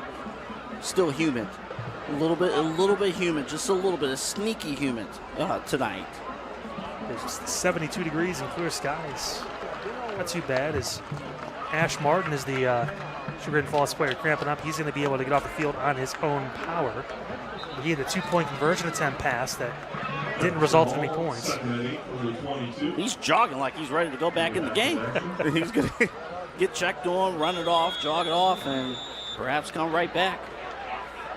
So back underway. Second and that's 7-8 yards. Pass, Khalil, that's going to be short. It hit the ground, and there's a flag that came in late anyway. So Salinas was able to pick it off like he was a third baseman or a shortstop. Yeah. But nevertheless, it's usually in the area of some sort of holding. We'll see what comes down the pike here. And again, that was the story of the first half, was the penalties. Well, I think they're going to just call like a legal motion or maybe an offsides, or I should say false start rather, but they're going to decline that penalty. So it's going to bring up third down. Right, because you already had an incomplete pass. Yeah, so instead of giving him 2nd and 12, you give him 3rd and 7. Maybe a long 7, almost 8 yards. Trust in your defense if you're Chagrin Falls. Potentially force a 3 and out. A great start for the Tigers defense, and both these sides have been fairly stout for the most part. Bend but not break in that first half. Khalil again in that shotgun, takes the snap, looking left. He's under pressure, he rolls out, and he's brought down. A huge sack right there from Sean Boyle. We've called his name a few times here in this ball game. He has really impressed the senior. And just watch here defensively. This is the one good thing this defense did, especially early in the game. Not second guessing, going right for the attack. Great job to force the 3 and out. Boyle coming off that right edge and just read the eyes of that sophomore quarterback, Mason Khalil, very well, and forces a 4th and long, which means the punt getter is out. Salinas going to kick this one away. Back to the Tigers. So a very good stand, 3 and out. And the Tigers are going to have great field position depending on this punt. And Salinas gets it blocked. It goes into the end zone, and it's recovered. Wow. Unbelievable. We talked about it earlier in the game. A couple punts almost got blocked. 25. Cody Staples, the junior, falls on it in the end zone. And Double A, there were 2 punts in that first half that were close. This one actually does get blocked, and it's special teams. It's special teams that gets the job done for the Tigers. Well, we said they was going to have good field position. That's field position scoring. And you're right, Kyle. This special teams have come close. And as impressive as Jefferson has been defensively, the special teams has had some hookups, and Chagrin Falls' 2 scores have come off of short field situations. Taking advantage of those short yardage plays is going to be crucial, and they've done that today. It's why the Tigers have this lead now. Great job by special teams. Harrison Horvath in to try to knock this extra point through. A flag comes in, it's up. It is going to be over the playground. He kicked it so far. Good, but we've got a flag on the field. There was a flag maybe on the Tigers, though. So. Yeah, it might be an illegal shift. So maybe a re-kick on the way. I mean, Horvath had that one by a lot. Let's just say that much. Yeah, he did. Young man has a great leg, but saw Kay out there for a moment. Wondered if maybe they'd do something different, or Kay's just going to try and hold again for him, and he will. Well, I'll tell you, Coach Scott did not like, obviously, the result of that play, because, again, you're trying to look for positive momentum, just stretches. But get another opportunity to put the PAT up. Horvath again going to line it up. This one a little bit further. Snap, good hold down kick on the way. It is up, and it is good. No flags this time. 13-6 the score. Chagrin Falls with a blocked punt after a great defensive 3-and-outs against Jefferson. Now they hold the 7-point lead here on CVC TV. They came close each time. You talked about it, and they handled business. It's a great job by the Tigers. And speaking of great jobs, let's talk about our partners over at R&T Fence Company. You know, if you can transform your property with a fence from R&T Fence Company, family owned, over 36 years, they provided top-notch fence installation services right here in Northeast Ohio. Of course, specializing in residential, commercial, and industrial fencing. They offer a wide range of options, including aluminum, vinyl, wood, and even chain link. Call 330-626-5170 for a free estimate, or visit rtfence.com. Whether you need a new fence or custom gate, trust the experts at R&T Fence to deliver quality and professionalism. That's rtfence.com, your fencing solution. All right, Jefferson's turn to respond here, Double A. They did it in the first half. Can they do it again now in this third quarter? Salinas back. Horvath to boot it away again. He's got a pretty boot there. That one, can he take it in? Salinas lost it again at the 7-yard line, but picks it up. Salinas lowers his shoulder, trying to bowl through. I almost confused Salinas with Webster on that carry. The way he ran that football, but nevertheless held on to it, and the ball going to stay with the Falcons here, first down. And I'm glad you brought up Webster, because that's exactly the person who needs to get the football. But you're Chagrin Falls, you know that too. You got to be able to lock in and handle your responsibilities. But Jefferson has been successful offensively when they've been able to play ahead of the sticks, and it's been because of using Matt Webster on first and second down. Utilize the big man. 10 carries, 56 yards unofficially today, or tonight rather, for Webster. But Khalil in that shotgun. He will hand. Webster this time gets met. This time the Tigers were ready and willing. And Webster gets pushed backwards. He's going to lose a few. That's going to be a big loss on the carry by Webster. Chagrin was ready.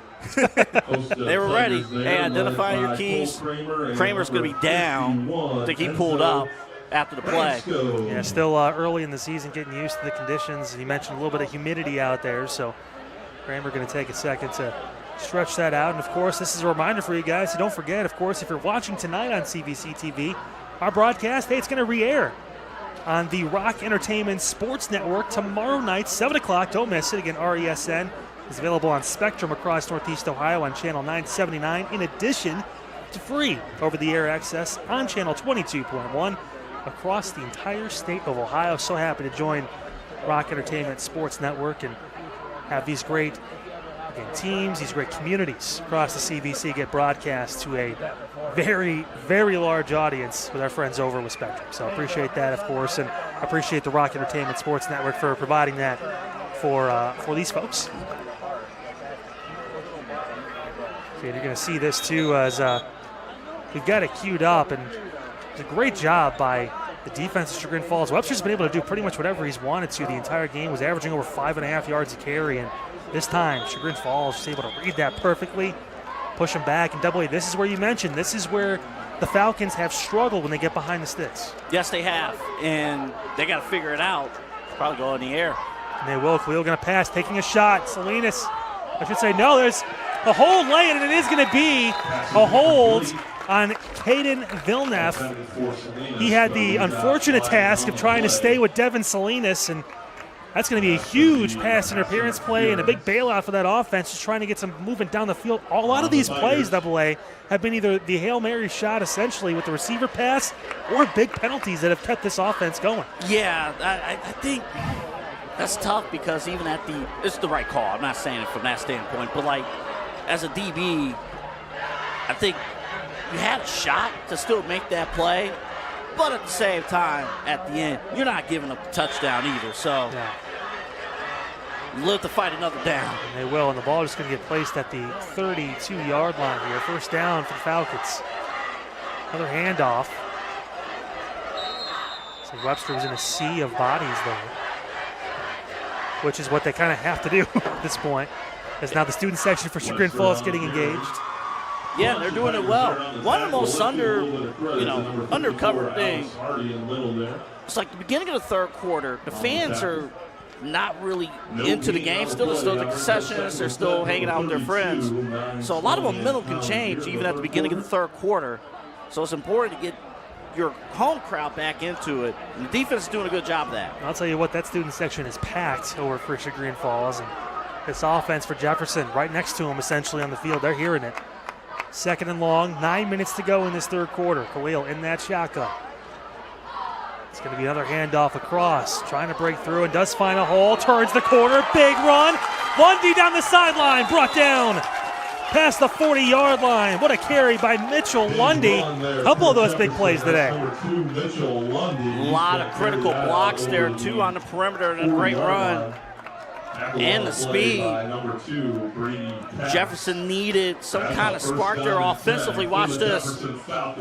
This is the second time they've run this double A. They remember there was a pass the previous time.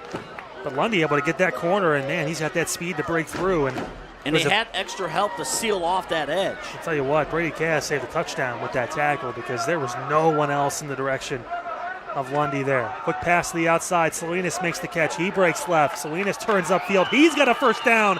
Evan Salinas moves the chains. More of the same from number 9.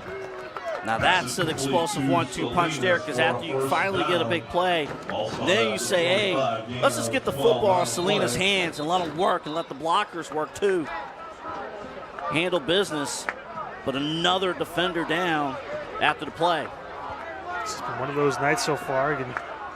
You mentioned it, man. Like it's beautiful out. We're still hanging around 70, so you love the weather if you're us, because hey, we can wear the short sleeves. We can really enjoy this. Oh yeah. But for the players down there, still a little bit warm. I'm feeling it. It's weird too, because it's it's not 90 degrees, or anything like that. It's nothing on, hot or anything, but running around doing that much. Got the helmet. You missed your window to say 98 degrees, and I could have said something about Nick Lachey, but we couldn't do that. Oh, man. That's unfortunate. Nevertheless, handoff on the left side. Webster gets a few yards. The defense did a much better job of stifling Webster, but now it's the pass game and moving the ball through the air that's worked better on this drive for Jefferson. But that means that early in the game, Webster did his job in the offensive line. This young offensive line, again, an offensive line with 3 sophomores. Colton Rowe, the only senior at the center position. They're doing their job, utilizing the run to establish the pass, to get the passing game. Second and long. Another receiver in motion. Khalil going to roll out, takes a hit, throws. It is going to be incomplete. Solid hit by Kaz. And trying to get the ball to Lundy again. And Kaz with a solid hit there. And you can still see on the middle part of the field, Ash Martin now stretching out that calf, still getting kind of tight. Some rotation's going to be in play for Coach Scott and company, as it's going to be 3rd and long on the way for the Falcons. Some of these snaps have not been clean. And another example on the Jefferson side, that's impacting the timing. Anytime Chagrin does bring the house, the center has been impacted. Well, the Falcons take their first timeout of the second half. They'll have 2 remaining. 8 minutes to go in this 3rd quarter. Score 13-6. Chagrin Falls on top of Jefferson here on CVC TV. And man, I tell you what, Devin Salinas has had a very interesting night. Yes, he has. He muffed the punt. Then he catches a giant touchdown pass. Then he gets an interception.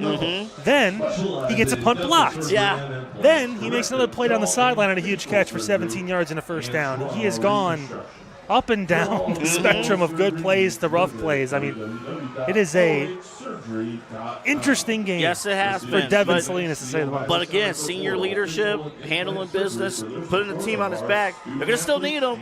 They need him on this drive. They need him on this 3rd down coming up. You know, again, Chagrin Falls, and I'll just say this overall, if you just like, well, offensively, who's had the better game? You can say Jefferson from 20-20, but who's leading the game and on the scoreboard? That's what matters. We haven't called number 10, Sean Malasic's number, in a while. Remember, he had 3 catches in the first quarter. Since then, quiet. He threw the touchdown pass, too. There it is. Huge throw. Back corner of the end zone. Incomplete.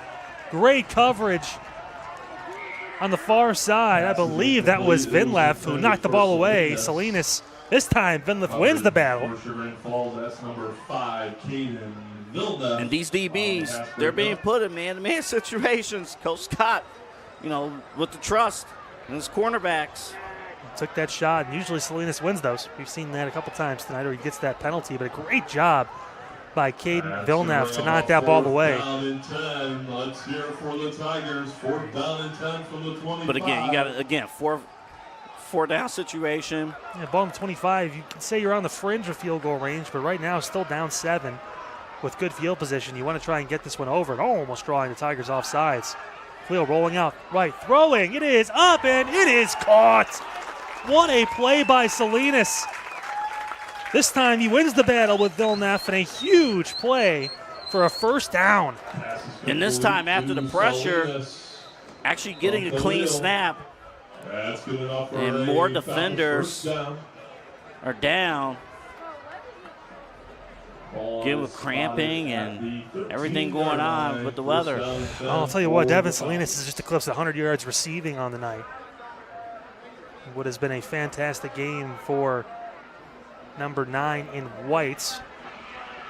In the meantime, a chance one more time to tell you about Greeny Sports Cards. They're now live every Tuesday night, 7 o'clock, 7 p.m. Eastern on social media. You can join the conversation with hobby talk and interviews, and stay for their live auctions on eBay with their auctioneer, Alex. We should probably say hi to Alex. What's going on, man? What's up, Alex? You can find their social links on the website. Just go to greenysportscards.com. That's greenysportscards.com. Anytime we can give Alex a bit of a shout out, we like to do that. Alex is probably the coolest dude.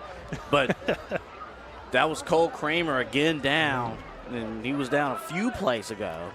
Seen a handful of leaders on that Tigers defense struggling with some cramping issues, and again, yeah, he's back down. It's tough as he has to get picked back up, and it's that time of year too. Usually, you see this early on when it still is warm out. We get kind of more deeper into September, October, things sort of cool off a little bit. Things get a little easier to manage, but obviously hoping for Cole to get the fluids and we can get him back out there tonight. It is humid, I'll tell you that. And play back underway now is it's a pistol formation. And Jackson behind. Ben Jackson going to get the carry. Jackson gets knocked down. That's Ben Jackson. And Jackson got maybe 3-4 yards. Stoll for the Tigers. Flag on the play. No one Stoll gets the tackle, but there's a flag that came in late. And that usually be in the direction of Jefferson, and it is.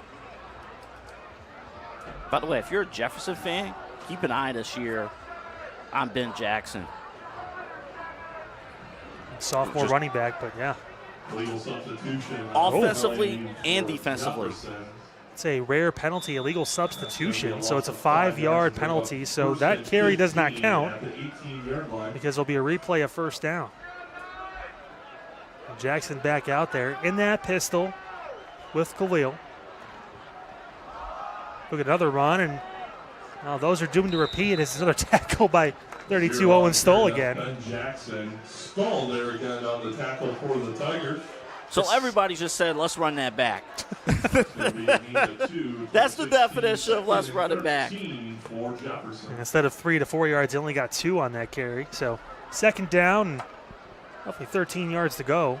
And this is where it becomes tough here if you're calling offense, because what worked in the first half as far as running the ball, you were getting 4, 5, 6 yards a pop. Now you're only getting 2 yards a carry. You're behind the sticks now. And it's a long second. It's a second and long. It's like, how much can you be committed to the run in this situation? Still teasing that formation with that pistol. And they will give it to Jackson again, and he just cannot find an opening.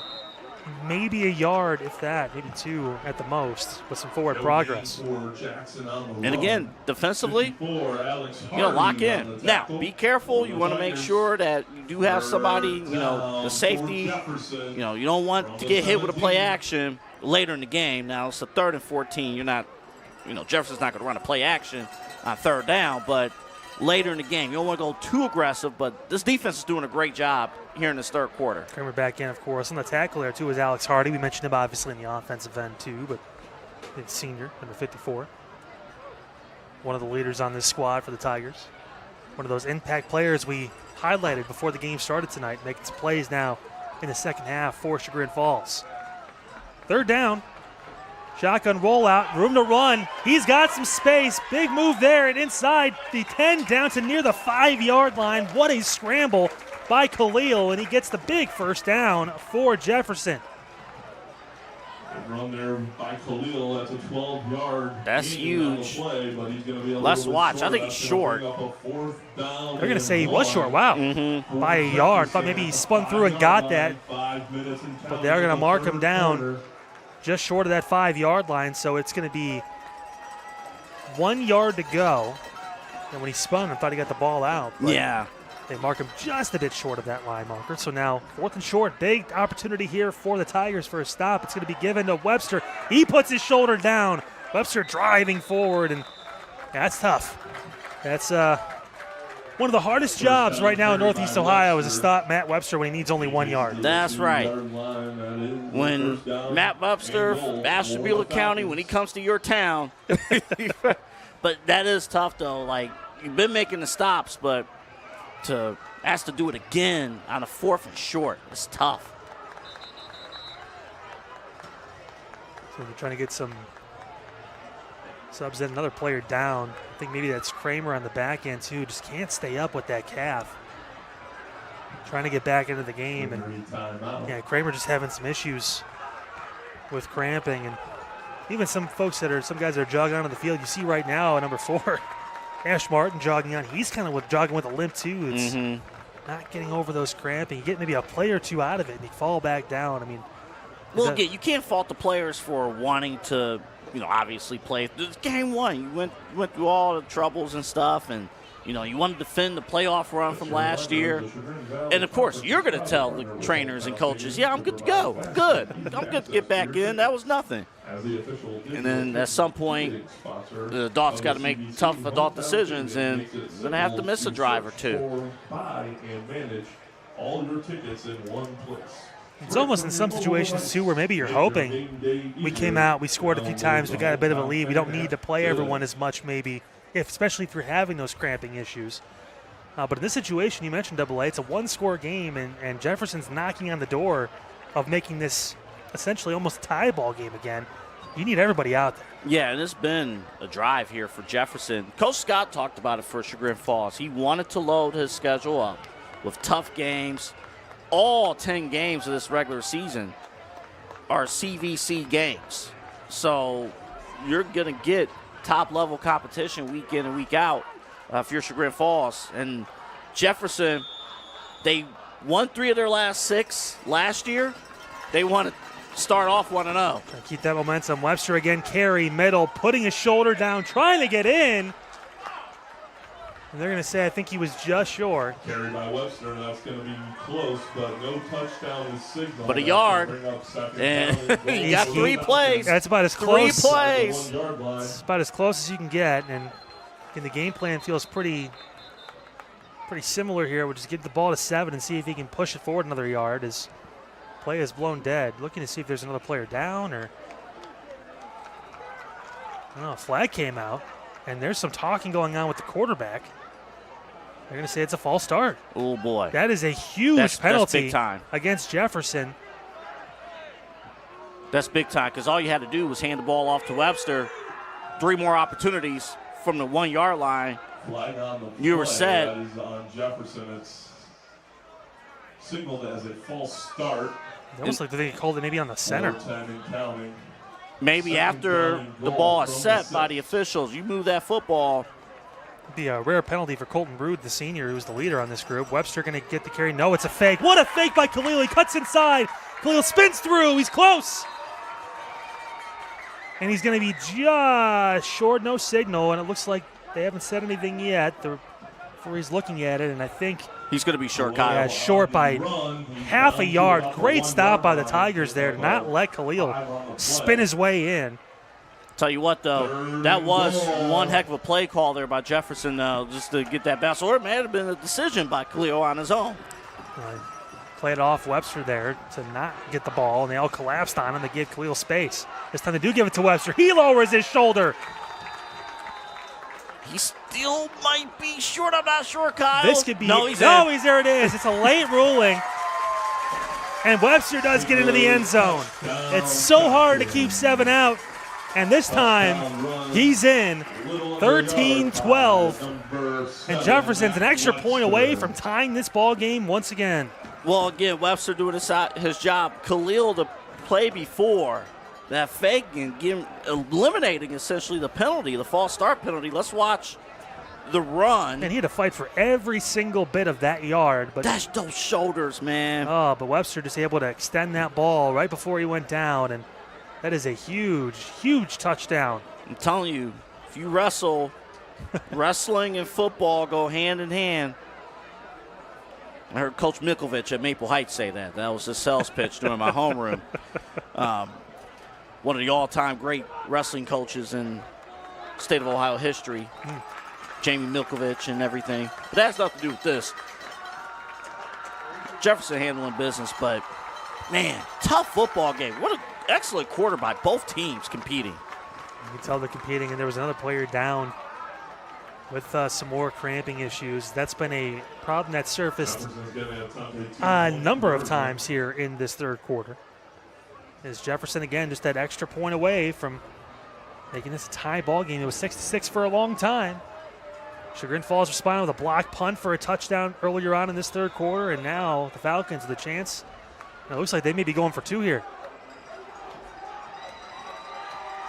Khalil under center, turns. He's going to roll out to his right, looking, throwing, up, incomplete.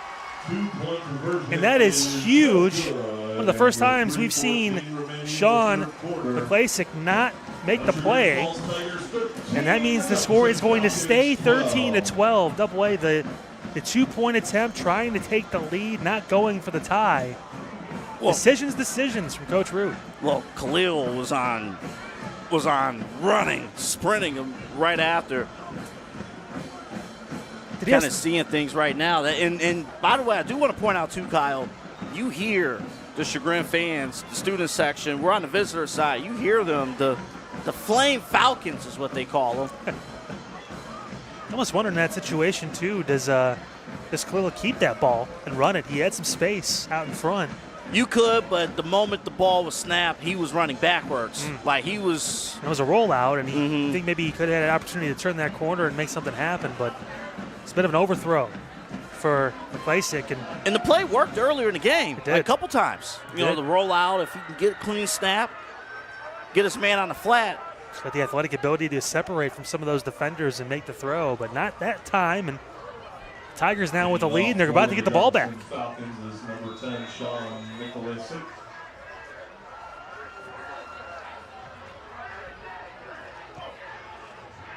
It's a low kick. It's taken in by the Tigers. That is DeVito who fielded that ball between the 35 and 40. He gets it out to about the 45-yard line, and that's where the Tigers will have excellent field position to start another drive here on offense. And we've seen this now, AA, when they are able to get better field position, usually the offense seems to just work a little more smoothly for the Chagrin Falls Tigers. Yeah, remember the first score of the game, they started on Jefferson's side of the field. Then you had the block punt earlier in this quarter. So you're right, Kyle. When they have short field and have Jefferson on the ropes, they can operate. And now they're still playing with the lead after the failed two-point conversion. This is the offense's first possession of the second half, or the third quarter and two, as Gellin gets to carry on the right side. Bowls over some defenders and spins down for a gain of about 7. I think, too, like Gellin, he doesn't play both sides, so his legs are fresh. I mean, he's 3 minutes left in the third quarter. He's finally getting game action. And had an extended rest through halftime, obviously, and then now getting some time here in this second half to start. I mean, in real time, he has not stepped on the field on offense in an hour in real time. That's a long time to rest. We're going to see if he can keep that momentum going. Second and short on the way, just past midfield for the Tigers. Handoff, Gellin again, those fresh legs spinning through. This time he is met by a great tackle on the inside. That's Brody Dietrich, the sophomore. So they're after the plays, talking that talk defensively. But this is the right game plan for your Chagrin Falls. I wouldn't even mind, even on a 3rd and 2 here, run it again. You know, run it up the gut. You know, you got a lot of guys on Jefferson who was just on the field for that long offensive drive. You have the opportunity to dictate the pace. And so here we go. It is 3rd and short, ball on the 47-yard line of the Falcons. Kay has the ability to run too, rolling out to his right side. He is going to take off. Kay turns the corner. Flag comes in late. He had the first down, but that's in the area of holding, and this could be a penalty against the Tigers. And it will be. So that is going to negate the first down carry, back it up. And it's going to be 3rd and long now for the Tigers after a 3rd and short was technically converted, but not so much. And it was to hold on that perimeter side. Kay had the edge there to get those 2 yards to get that first down. I would have liked to, get it back to Gill and just go up the gut one more time. I know you want to, variety and whatnot. Man. You got to think, too, for Kay, as long as Gellin's been off the field, same for your quarterback. Same. And he's trying to get his legs going. He has not had sustained success on the outside perimeter in this game. And 6 carries for 38 yards, not bad, but seeing Kay use those legs even more. And man in motion, Kay looking to pass. He's under pressure. That ball is tipped. It's caught. No, it's dropped. The ball got tipped on the throw. Then it was dropped short on the screen pass. I believe that was the second time. Try to go for that screen. Yeah, McClintock, the fullback, who caught the touchdown in that first quarter, was trying to make the play in that little screen pass. See what he's been able to do in the open field if he gets the ball in some space, but nevertheless, it does fall incomplete, so Kay's first official pass attempt is no good in this second half, and now the ball going to get punted away to the weapon that is Devin Salinas. Do you try to punt away from him? I would imagine. Try. If it's possible. Going to go down that sideline. That ball going to be stopped short and trickle out towards the sideline where it will go out of bounds near the 25-yard line, and that's where Jefferson will take back over. And again, the defense for Jefferson holding strong. They've only allowed those 6 points. The other 7 came literally via special teams. Very much so. And, their defense has had a strong game. And they have an opportunity to keep that going, keep the offensive momentum going. I know the 2-point conversion didn't go their way, but You had a successful touchdown drive. You got an opportunity to get it. You need it now down by 1. You also notice, too, even on the punt, Chagrin punting away from Salinas. Directional punts. Probably for the best if you're the Tigers. Don't want any more special teams things to happen or just giving him that much space. Now here comes again this offense. And I'll tell you what, the Tigers have been able to read that much better in the second half. And Webster has not been able to get going. He does have that touchdown run, but it was a 1-yard run. Yeah, you're going to hear Stahl, who's going to get credit for that. Boyle's in it. Like, the best thing you can hear if you're the defensive coordinator of any team, a herd of defenders made the play. Well, this quarter alone, Webster has 8 carries for a cumulative of 0 yards. So Chagrin Falls has been able to do that. He did get the touchdown, but as far as yardage, they have not been able to get through. End around carry on the outside. Big turn of the corner, and another big play all the way through. It's Lundy again. Mitchell Lundy taking that end around.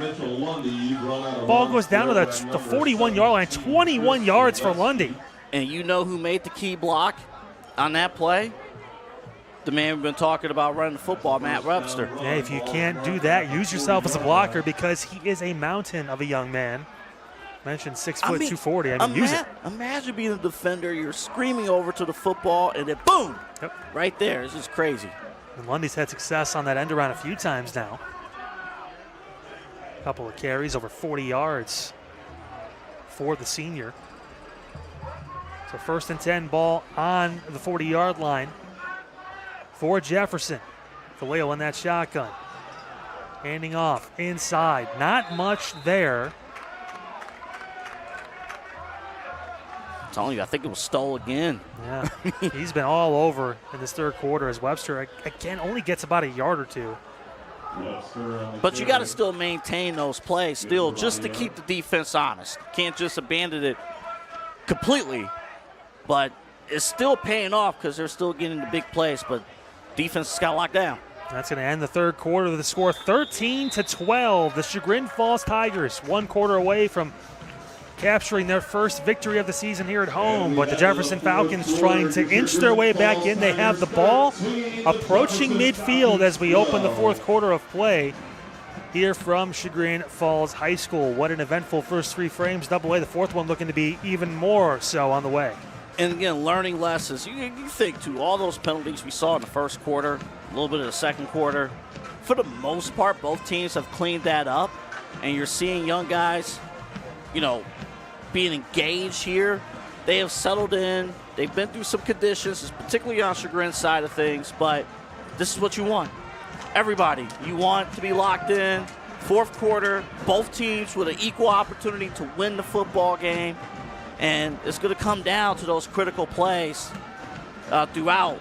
But yeah, Jefferson with Webster haven't been able to get those big carries in the interior, but the perimeter, and even if they go in the air, that's opening up now. So Chagrin, defensively, they got to make sure that they're not giving up the big plays themselves. It's going to be a battle of wills here in this 4th quarter as it's a 1-point game. You're reading the screen correctly. 2nd and 9 on the way is Jefferson trying to inch back into this game and take the lead on this drive. Handoff, end around at Salinas. He sheds 1 tackle, turns the corner, tries to bowl through and gets past the 45, down to the 46-yard line. 5-yard gain on the end around for Salinas. And again, this is where they are having that success. By the way, anytime Salinas gets the football, just expect electricity. Just expect it. But this defense, though, they're doing a good job of swarming to the football, but they got to do it on 3rd downs. They're doing it well on 1st and 2nd down, but it's the 3rd downs. They got to come through and make it happen. Very important drive to kick off this 4th quarter. Falcons trying to get past midfield and into Chagrin Falls territory. And they've been able to do that. Usually good things have followed. And Jackson out there, he's going to go into motion. A couple players moving. Carr also going to move in. Try to set up this run, turning the corner, huge run, takes a hit, bounces off, Khalil still going forward. And eventually brought down past the 45, down to the 42-yard line. What a tough run by the sophomore quarterback. And great play call, too. Watch, you got the bunch formation there at the top.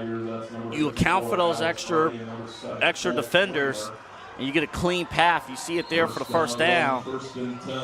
Jefferson has been impressive on third downs. That's been the issue with Chagrin Falls defense. Now it looks like maybe some cramping on the Jefferson side as Jackson is going to go down. Looks like Salinas trying to help out with some stretching down there too. And now officially both teams feeling a double A as we get into crunch time here on this pleasant but humid evening in beautiful Chagrin Falls, Ohio. Remember the story with Chagrin Falls? Last year we had a few of their games. Making the playoffs last year, week 11, but, you know, the seniors can celebrate that, the seniors from last year, you know, but this year, going 1-0, that's the goal this year. You know, taste the playoff experience, now you got to, like, go through the schedule. Well, both teams had some glimmers of success last year. Obviously, Chagrin Falls getting back to the playoffs like you mentioned, and even Jefferson playing 500 the last 6 games of the year. You saw the potential of this team and what they can bring on a week-to-week basis. These games right here, the score, the way these are played, this could be the future for Jefferson, these close games where all these younger players are going to get invaluable experience against really good teams in the CVC. Well, the one thing about particularly the Tigers, you know, last year they won, 5 or 6 games last year, but 3 of their losses last year were 1-possession defeats. So it's these type of games right here that you got to try to close out and get the W's. And it's huge if they can get this win here today. Jackson going to get some help to get off the field there, still cramping up with that calf. And it's been the story of a handful of players over on the other sideline, and now it's creeping over to Jefferson as well as they get past that midfield marker. They're on the Tigers' side of the field. Under 11 minutes to go in the game, and Jefferson is threatening. First down and 10 for Jefferson at the 42-yard line. Wheel again in that shotgun. And a bunch formation to left throws. He's got a receiver open. It's Salinas. He turns down the field. Touchdown. Devin Salinas again. Flag coming in late. That should be unsportsmanlike conduct. But the touchdown should stand. What a rollout, a throw, and a catch. Khalil to Salinas. His second touchdown reception of the evening. And for the first time in the game, Jefferson pulls out in front. Unbelievable job, great play call. And again, just the speed of Salinas. He really is a factor in every facet of the game. He's a factor. Did a great job. It's a long discussion here with the penalty. Let's see here. Maybe delay a game over anything else, which is interesting. That came down through the sideline. Not exactly sure how this is going to affect the extra point attempt or the 2-point conversion attempt, depending on what Jefferson decides to do here. And again, we don't know fully, even though you may have a kicker listed, you may or may not kick the extra point. If they do go for 2, obviously looking to make it a touchdown, full 7-point touchdown difference. I think they are going to just get the ball moved back a long ways here. And the problem is, depending on the team, a penalty like that could take a kicker out of extra point field goal range. Well, essentially it did, because the ball is down at the 20-yard line or near that. So Khalil going to drop back to pass, going to take a shot on this 2-point conversion. Oh, overshoots Salinas again on the left side, and that means the score is and should stay at 18-13. Interesting night here from Chagrin Falls. Had a miscommunication on the play call and whatever have there, so 2 unsuccessful 2-point conversions, but nonetheless, big play in the air again with Salinas. Jefferson offensively, and as we mentioned, the issue with this team was not offense, even though this has been a low-scoring game. 7 games last year, they scored at least 20 points. Devin Salinas tonight unofficially, 5 catches, 143 yards, and 2 touchdowns. Oh, and throw an interception on defense on there, too. Yeah, that's pretty impressive. Wow. Yeah, you got to rush for 5 yards as well. So if we're just throwing stats out there, but what a night. He didn't get the block, did he? He get the that's all in there. Well, yeah, he's got the muffed punt as well. He's got the blocked punt when he got his punt blocked. Up and down night, but now he's made the plays that have kept his team out in front now. As mentioned, the first time in this game that Jefferson has led, 10:25 to go in the fourth quarter, and the Falcons lead for the very first time. Can they keep it? We'll see what the Tigers can do now to respond. In a dogfight. So a Tiger and a Falcon get into a dogfight. Just don't get the bear involved. Wait, what? Pooch kick again, trying to avoid the big return. And still a good return coming through, and great shiftiness on the inside from Chagrin Falls and Will Murray, who's taking a few of those. Murray gets it past the 40 down to the 43-yard line. That's where the Tigers will take over again. Pretty good field position for Chagrin Falls to start this possession. What, is that a flag? I think it was on the back end. Not sure if it fell out or other officials are going to go confer. Yeah, something It was happened. late, very late, coming down the wire. And again, far back, too, in the play.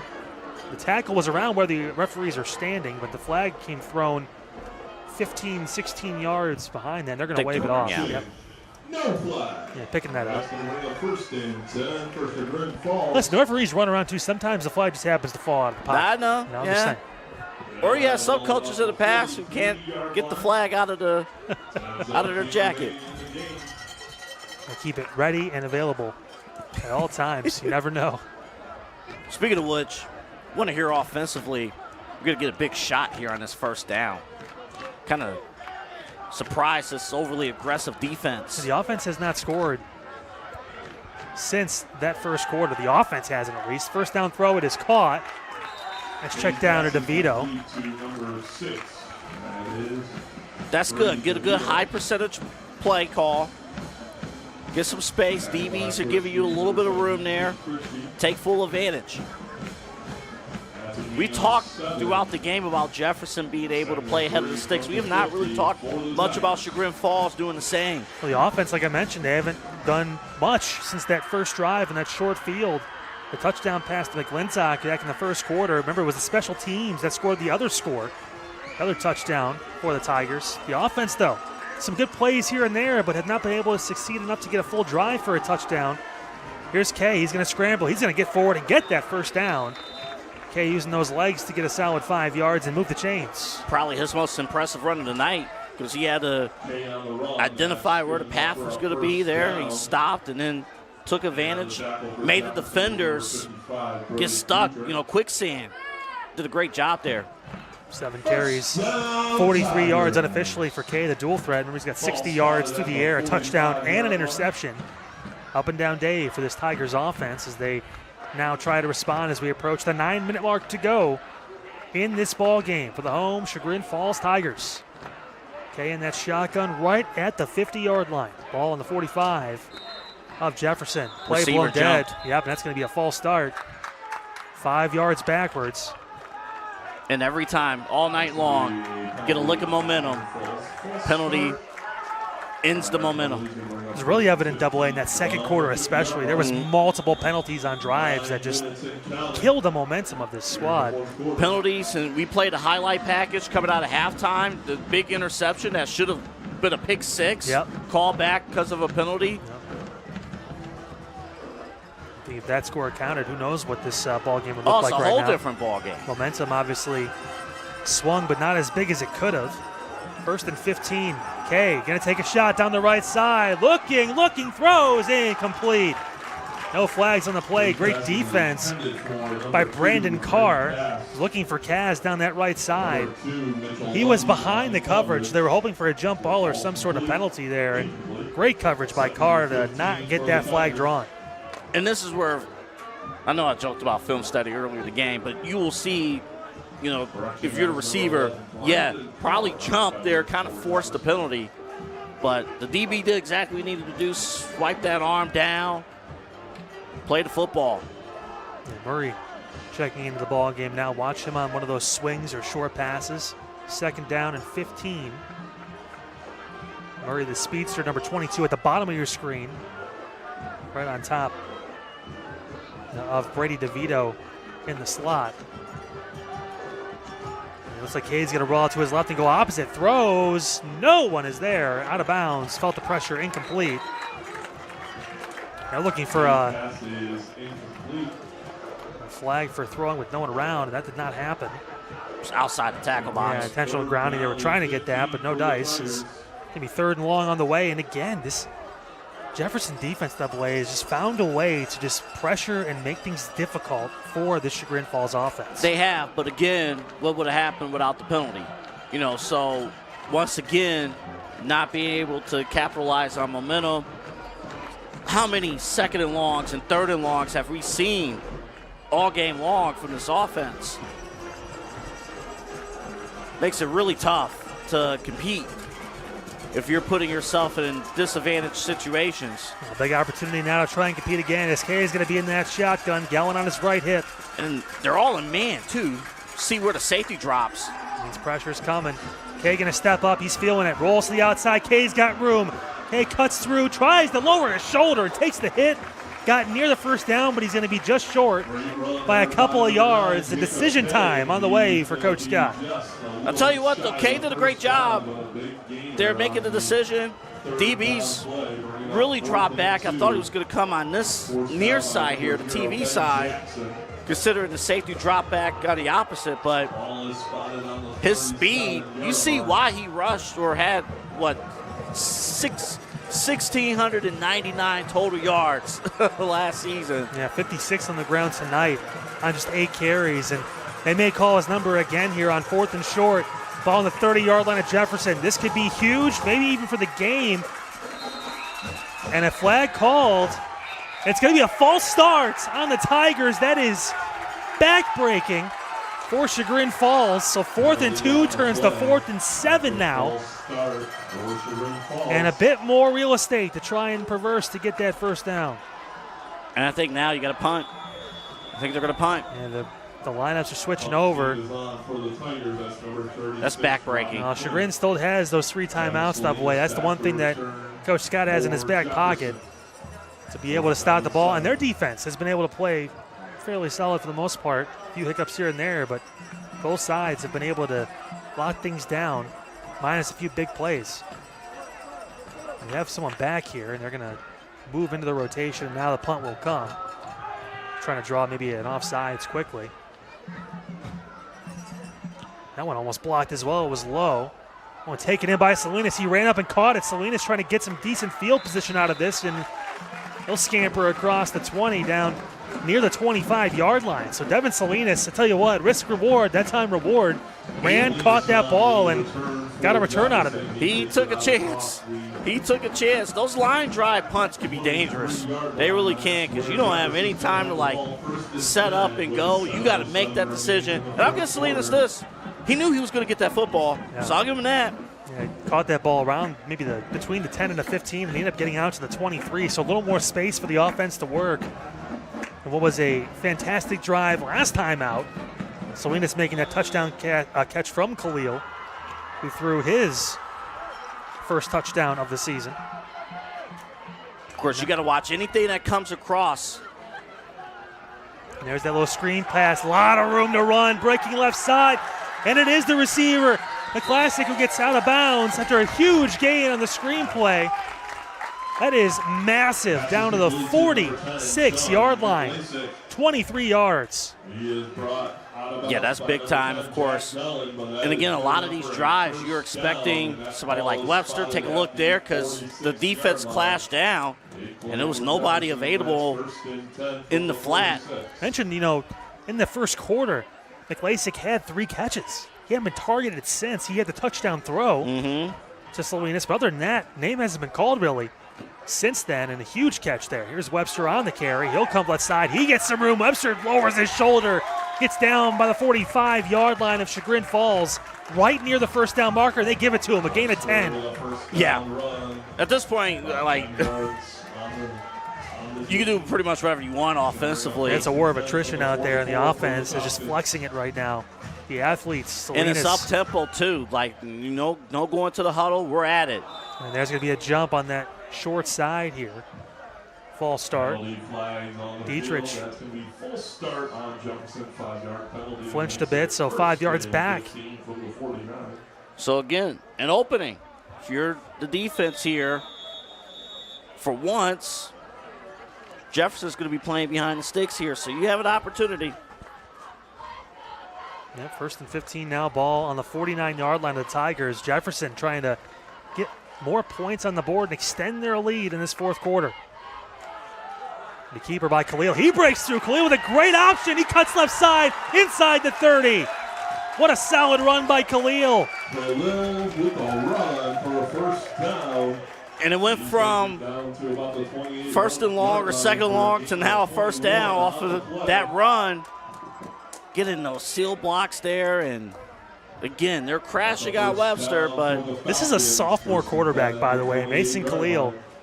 He's thrown for 133 yards. He's completed 8 of 10 passes. He had the 1 interception, but he's thrown a touchdown. He's got 8 carries for 65 yards unofficially. And I'll tell you what, Khalil having a great game. Flag comes in late. That's going to be on Jefferson. might be too many guys on the field. Just because the play wasn't snapped yet. I'm curious to know what the official call will be on that. 5-yard penalty on Jefferson. That's going to bring up 1st and 15 from the 33-yard I don't think line. Webster made it off the field in time. And counting in the fourth quarter. Interesting call there nevertheless. It's going to be 1st and 15 again now. Ball on the 33-yard line of the Tigers is Jefferson's offense starting to click. Khalil hands off, inside, carry. A big run down the left side. Michael Riffle, first time we're calling the junior's name tonight. 6 foot, 215-pound back. Tell you what, I think this is where Kramer's injury really hurts defensively, because they are attacking the linebacker position. A lot of plays where Kramer would be able to fill and make. Has not happened. And Jefferson is taking full advantage. Well, the rushing attack, too, has been phenomenal for this side. Mentioned, obviously, big plays through the air. That's easy to talk about, but running the ball, 19 carries for Webster tonight. That hurts if you're a defense. And now, of course, being able to go to Riffle. And they will again, up the middle. Lowers the shoulder. Riffle pushing his way through, the fresh legs. Still going and near the first down. And they're attacking the exact area where Kramer would be. It's consecutive plays, 3 or 4 straight plays of attacking that particular area between the left tackle and left guard. So you go from Riffle, who's 6 foot 215, now back into the game is Matt Webster, who's 6 foot 240. I mean, no breaks with the running backs on this squad. You know, Coach Root talked about that. They got a pretty good rotation of running backs that can do a little bit of everything. And of course, it's tough when you're a bit undersized. It's tough. And there's Webster who lowers the shoulder, and he's going to get that first down. Inside the 20-yard line down to the 16. 20th carry of the night for Webster. He's got 70 yards. So the yards per carry aren't there, but it's just the constant contact and the effort to bring him down that's wearing out this Tigers defense. The yards after contact is there. That's where again, all of them. And all of them. Starting from play 1 where you're getting that shoulder lowered, like, I don't care who you are. That's painful. Well, of course, you throw in the speediness, too, or the speediness of Khalil under center and in the shotgun, this time in the pistol. I mean, it's tough to balance as we approach 3 minutes to go in this ball game. Handoff, Webster again trying to shake through a tackle, and it's a good job by Boyle to wrap him up and not let him get free. Yeah, I think now this is where you're going to start seeing timeouts burned. Yeah, so there's the first by Coach Scott. 3-yard gain for Webster on that. And it's one more chance to remind you guys with 3 minutes to go in the game. Don't forget, if you missed any of the broadcasts tonight, going to be re-aired tomorrow on the Rock Entertainment Sports Network. That's tomorrow night, 7 o'clock. Set your timers, your DVRs. Can we say DVRs anymore? I have no idea what's going on. But nevertheless, RESN is available on Spectrum across all of Northeast Ohio on Channel 979, in addition to free over-the-air access on Channel 22.1 across the state of Ohio. Make sure you watch Rock Entertainment. There are still some people who have American Online. I do. Yeah. My email is still AOL. There you go. They're going to end their service at the end of the year, so that's probably why. It's probably why it sounds like a truck backing up when I stand up. Yeah. Of course, we got great action all throughout. Can't wait. We're going to be at Hawken next week. Exciting matchup. Got Berkshire and Hawken. It'll be fun. Going to see Donovan Moorhead next week. Charlie Mallet and company, too. Going to be fun to watch now. Berkshire always good in the football field. Handoff inside to Riffle. He gets next to no gain. Another timeout going to come down from Chagrin Falls. Riffle. The Tigers led there by, looks like, number 25. Trying to get through and couldn't. Cody Staples on the inside getting the stop, the junior. And it's going to be a loss on the play. Actually lose 2 yards there. And then for, obviously, our Chagrin Valley Conference fans, of course, those watching on Rock Entertainment, 2 weeks from today. Got the big one. The big one. Perry and Kirtland, Friday, September 5th. We'll be there. We'll be at Kirtland this year. Definitely mark your calendars for that one. That game's always fun, always entertaining. 2 perennial state championship contenders across different divisions going head-to-head. Annual first half of the year game that we're really excited to bring to you once again with CVC TV. Triple overtime last year. That game, we talked about this, and I still remember it like it was yesterday. That was honestly, I've done this since I was 15, and that was one of the craziest, unbelievable games. Unreal. With the rain, with everything going on. Unreal. And back and forth they went, and this game too, tight to the end here. Yeah. You got to think as well. One more timeout in the chamber for Chagrin Falls and Coach Scott. Can they get the stop here? Get that ball back. Cleo looking, middle, throwing. He's got a receiver streaking. It's caught, and it is Salinas. For the third time tonight, 15-yard score for Devin Salinas. And you saw how open he got. Great throw, great pocket presence. And for a young man who had the mishap earlier in the game that we talked about, this game has felt like a whole year, but he has responded in a big way. 2-point conversion unit on the and perhaps Jefferson's on their way to win number 1. 2-point conversion attempt under pressure. Khalil going to throw it out to the outside. I think that was almost caught, but nevertheless out of bounds, even if it was incomplete. So 24-13 to score. It is a 2-possession lead. A flag comes in late. Some unsportsmanlike conduct possibly coming in down there. That one's going to go against Jefferson, so that's going to give Chagrin Falls some better field position on the kickoff, I'd imagine. But nevertheless, 24-13, the Falcons turning some heads with their performance tonight, AA, and Jefferson. The defense, we talked about it with Coach Root before the game. Throughout the week, it's been the emphasis. We know we can score points. Can the defense matter? Can they make big plays when it matters? They have tonight. The defense has only allowed 6 points. Maybe a culture change. Maybe you look at that, and of course, because Coach Root's like, hey, we got to fix up the culture. We got to, do things differently defensively. Offense is fine. Offense, we're not going to really touch much. It's just more like communication, things like that. And once the nerves got out of the way for Jefferson, they owned this game in terms of pace and everything like that. And even when Chagrin Falls was leading, it always felt like, especially after the first quarter, that Jefferson was in control of this game. He's been able to do a lot on that side of the football, and obviously offensively. I mean, the tandem of the sophomore quarterback, Mason Khalil, what a game. He's had 9 of 11, 148 yards, 2 touchdowns and a pick. And then Devin Salinas. Incredible night. Yeah, right now, he is the leading candidate for player of the game. And he has my vote. 6 catches, 158 yards, and 3 touchdowns. Unofficially, also an interception on the defensive end. He has been all over the field tonight. That one be a pooch kick. Good spot taken in by the Tigers. Trying to get some momentum, breaking down the sideline, making a man miss down to the 43-yard line on a solid return right there. That was Gellin.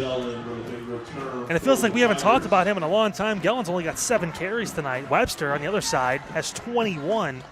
I mean, you can tell the difference now in the score. Gellin needs to touch that ball a few more times. Yeah, but if he's going to touch the ball, it's going to have to be through the air, because of the score difference. Now, he does have that 23-yard catch earlier in the game, remember, but he was tackled from behind and lost the fumble. So a couple turnovers have fallen to the Tigers' offense as well when they've been able to build some momentum. Remember, it was the interception in the first half from Jacob Kay, then that fumble, too, when they were driving down the field into Jefferson territory. That really caused some hiccups with Chagrin Falls in that offense. Let's see if Jacob Kay can right the ship here. Get some points on the board quick. Kay looking, throwing, left side. It is caught. I believe should be DeVito on the far side. And again, stay inbounds too, so you're watching the clock as well. Chagrin Falls only has 1 timeout. They're going to try to get some of those curl routes, try to get their receivers out of bounds. DBs don't mind playing off a little bit. Another throw from Kay, looking, and a throw off the back foot, back shoulder, no. Can't find DeVito on the left side.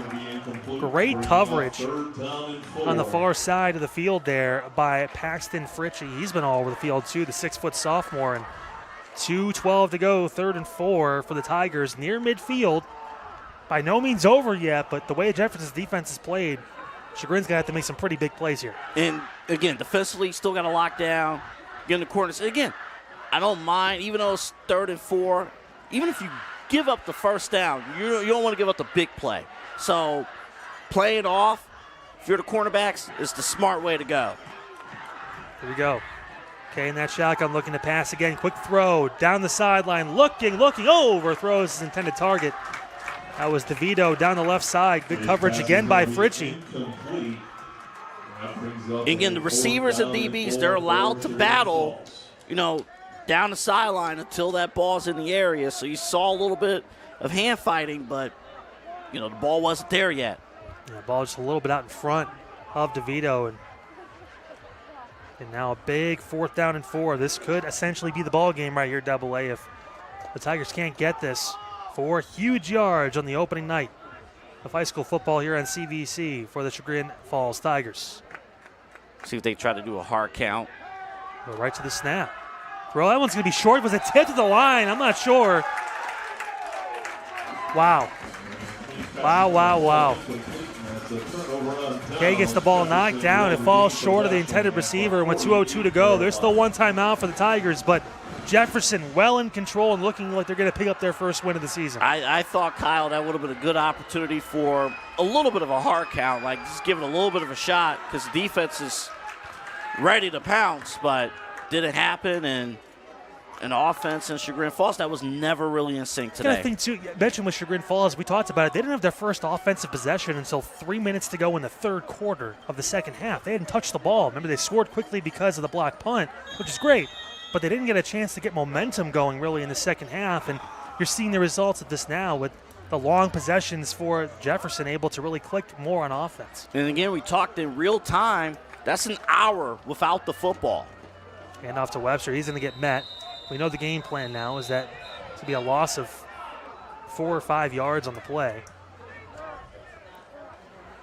McClintock talking a little bit too in there. Yeah.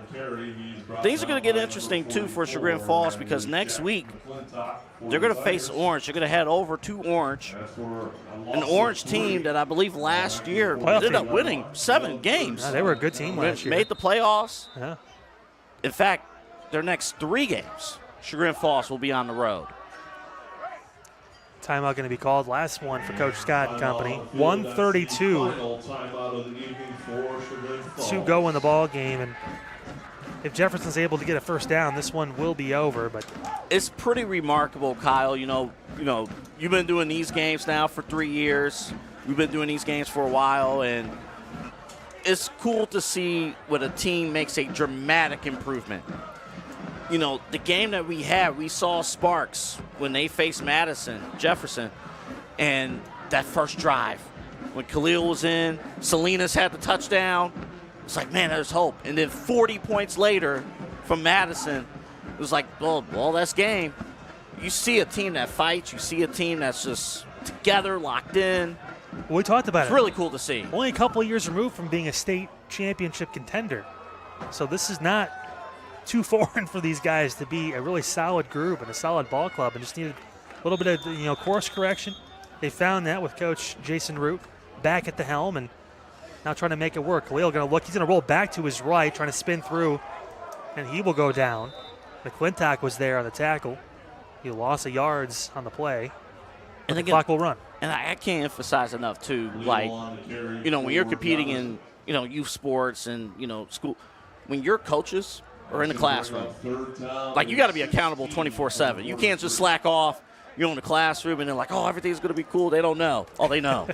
They know when you mess up because you're messing up in their class. And you get constant reminders of it when you come into class on Monday, then Tuesday, then Wednesday. Yep. Thursday. Yep. It's like, yeah, you know why you're running. You don't want to do your homework. You know why you're running. But an impressive showing tonight from the Jefferson Falcons, who with this win AA will improve to 1-0 on the season. They brought a good chunk of fans. They here did. Too. They made the drive out from Ashtabula. And I'll tell you what, is the flag going to be called? I think they're going to do a delay of game. 5 yards back, players exchanging pleasantries out on the field. Remember, first time these teams have ever played each other. Mm-hmm. So, but impressive. The turnaround for Jefferson. Remember, 3-3 in their last 6 last year. Showed a lot of potential. This team out in the Lake Division, the CVC, could be making some noise when it's all said and done. Yeah, we always talk about, again, Madison and Geneva. Yeah. We talk about this. Like, all right, who's going to be that next team in the Lake Division that could make a run? I think you're seeing a team right now in the Jefferson area Falcons that's on their way. And knee taken on 3rd down here. And the clock going to roll out, and that is going to be the ball game. Jefferson 24, Chagrin Falls 13 here on CVC TV.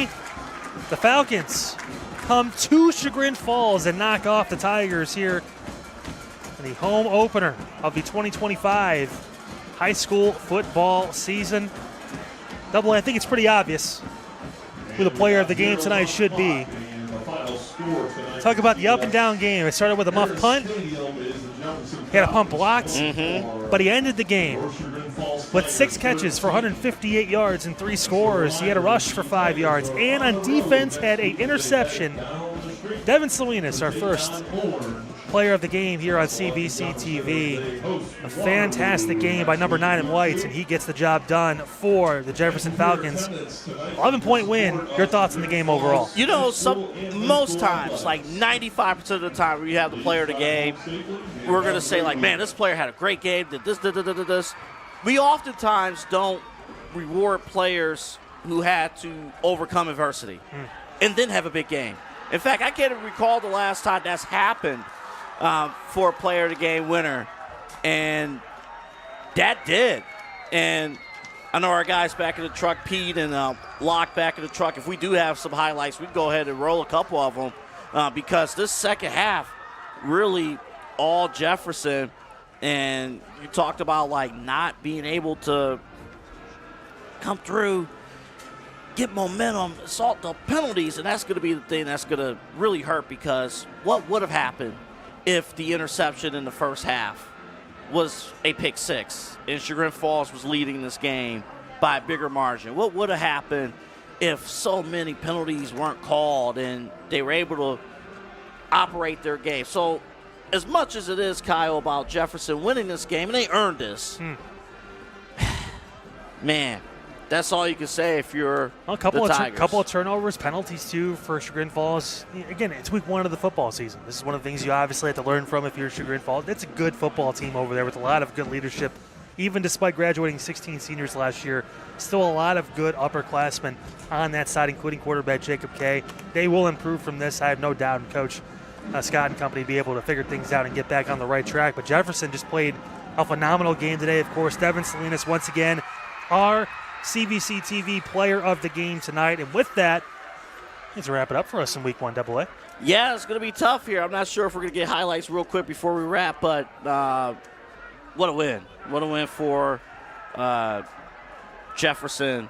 And it's just so exciting, too. It's Week 1, all that time in camp here. I think we're going to get the rushing touchdown coming up right now here in the highlights before we wrap. Let's go back to it.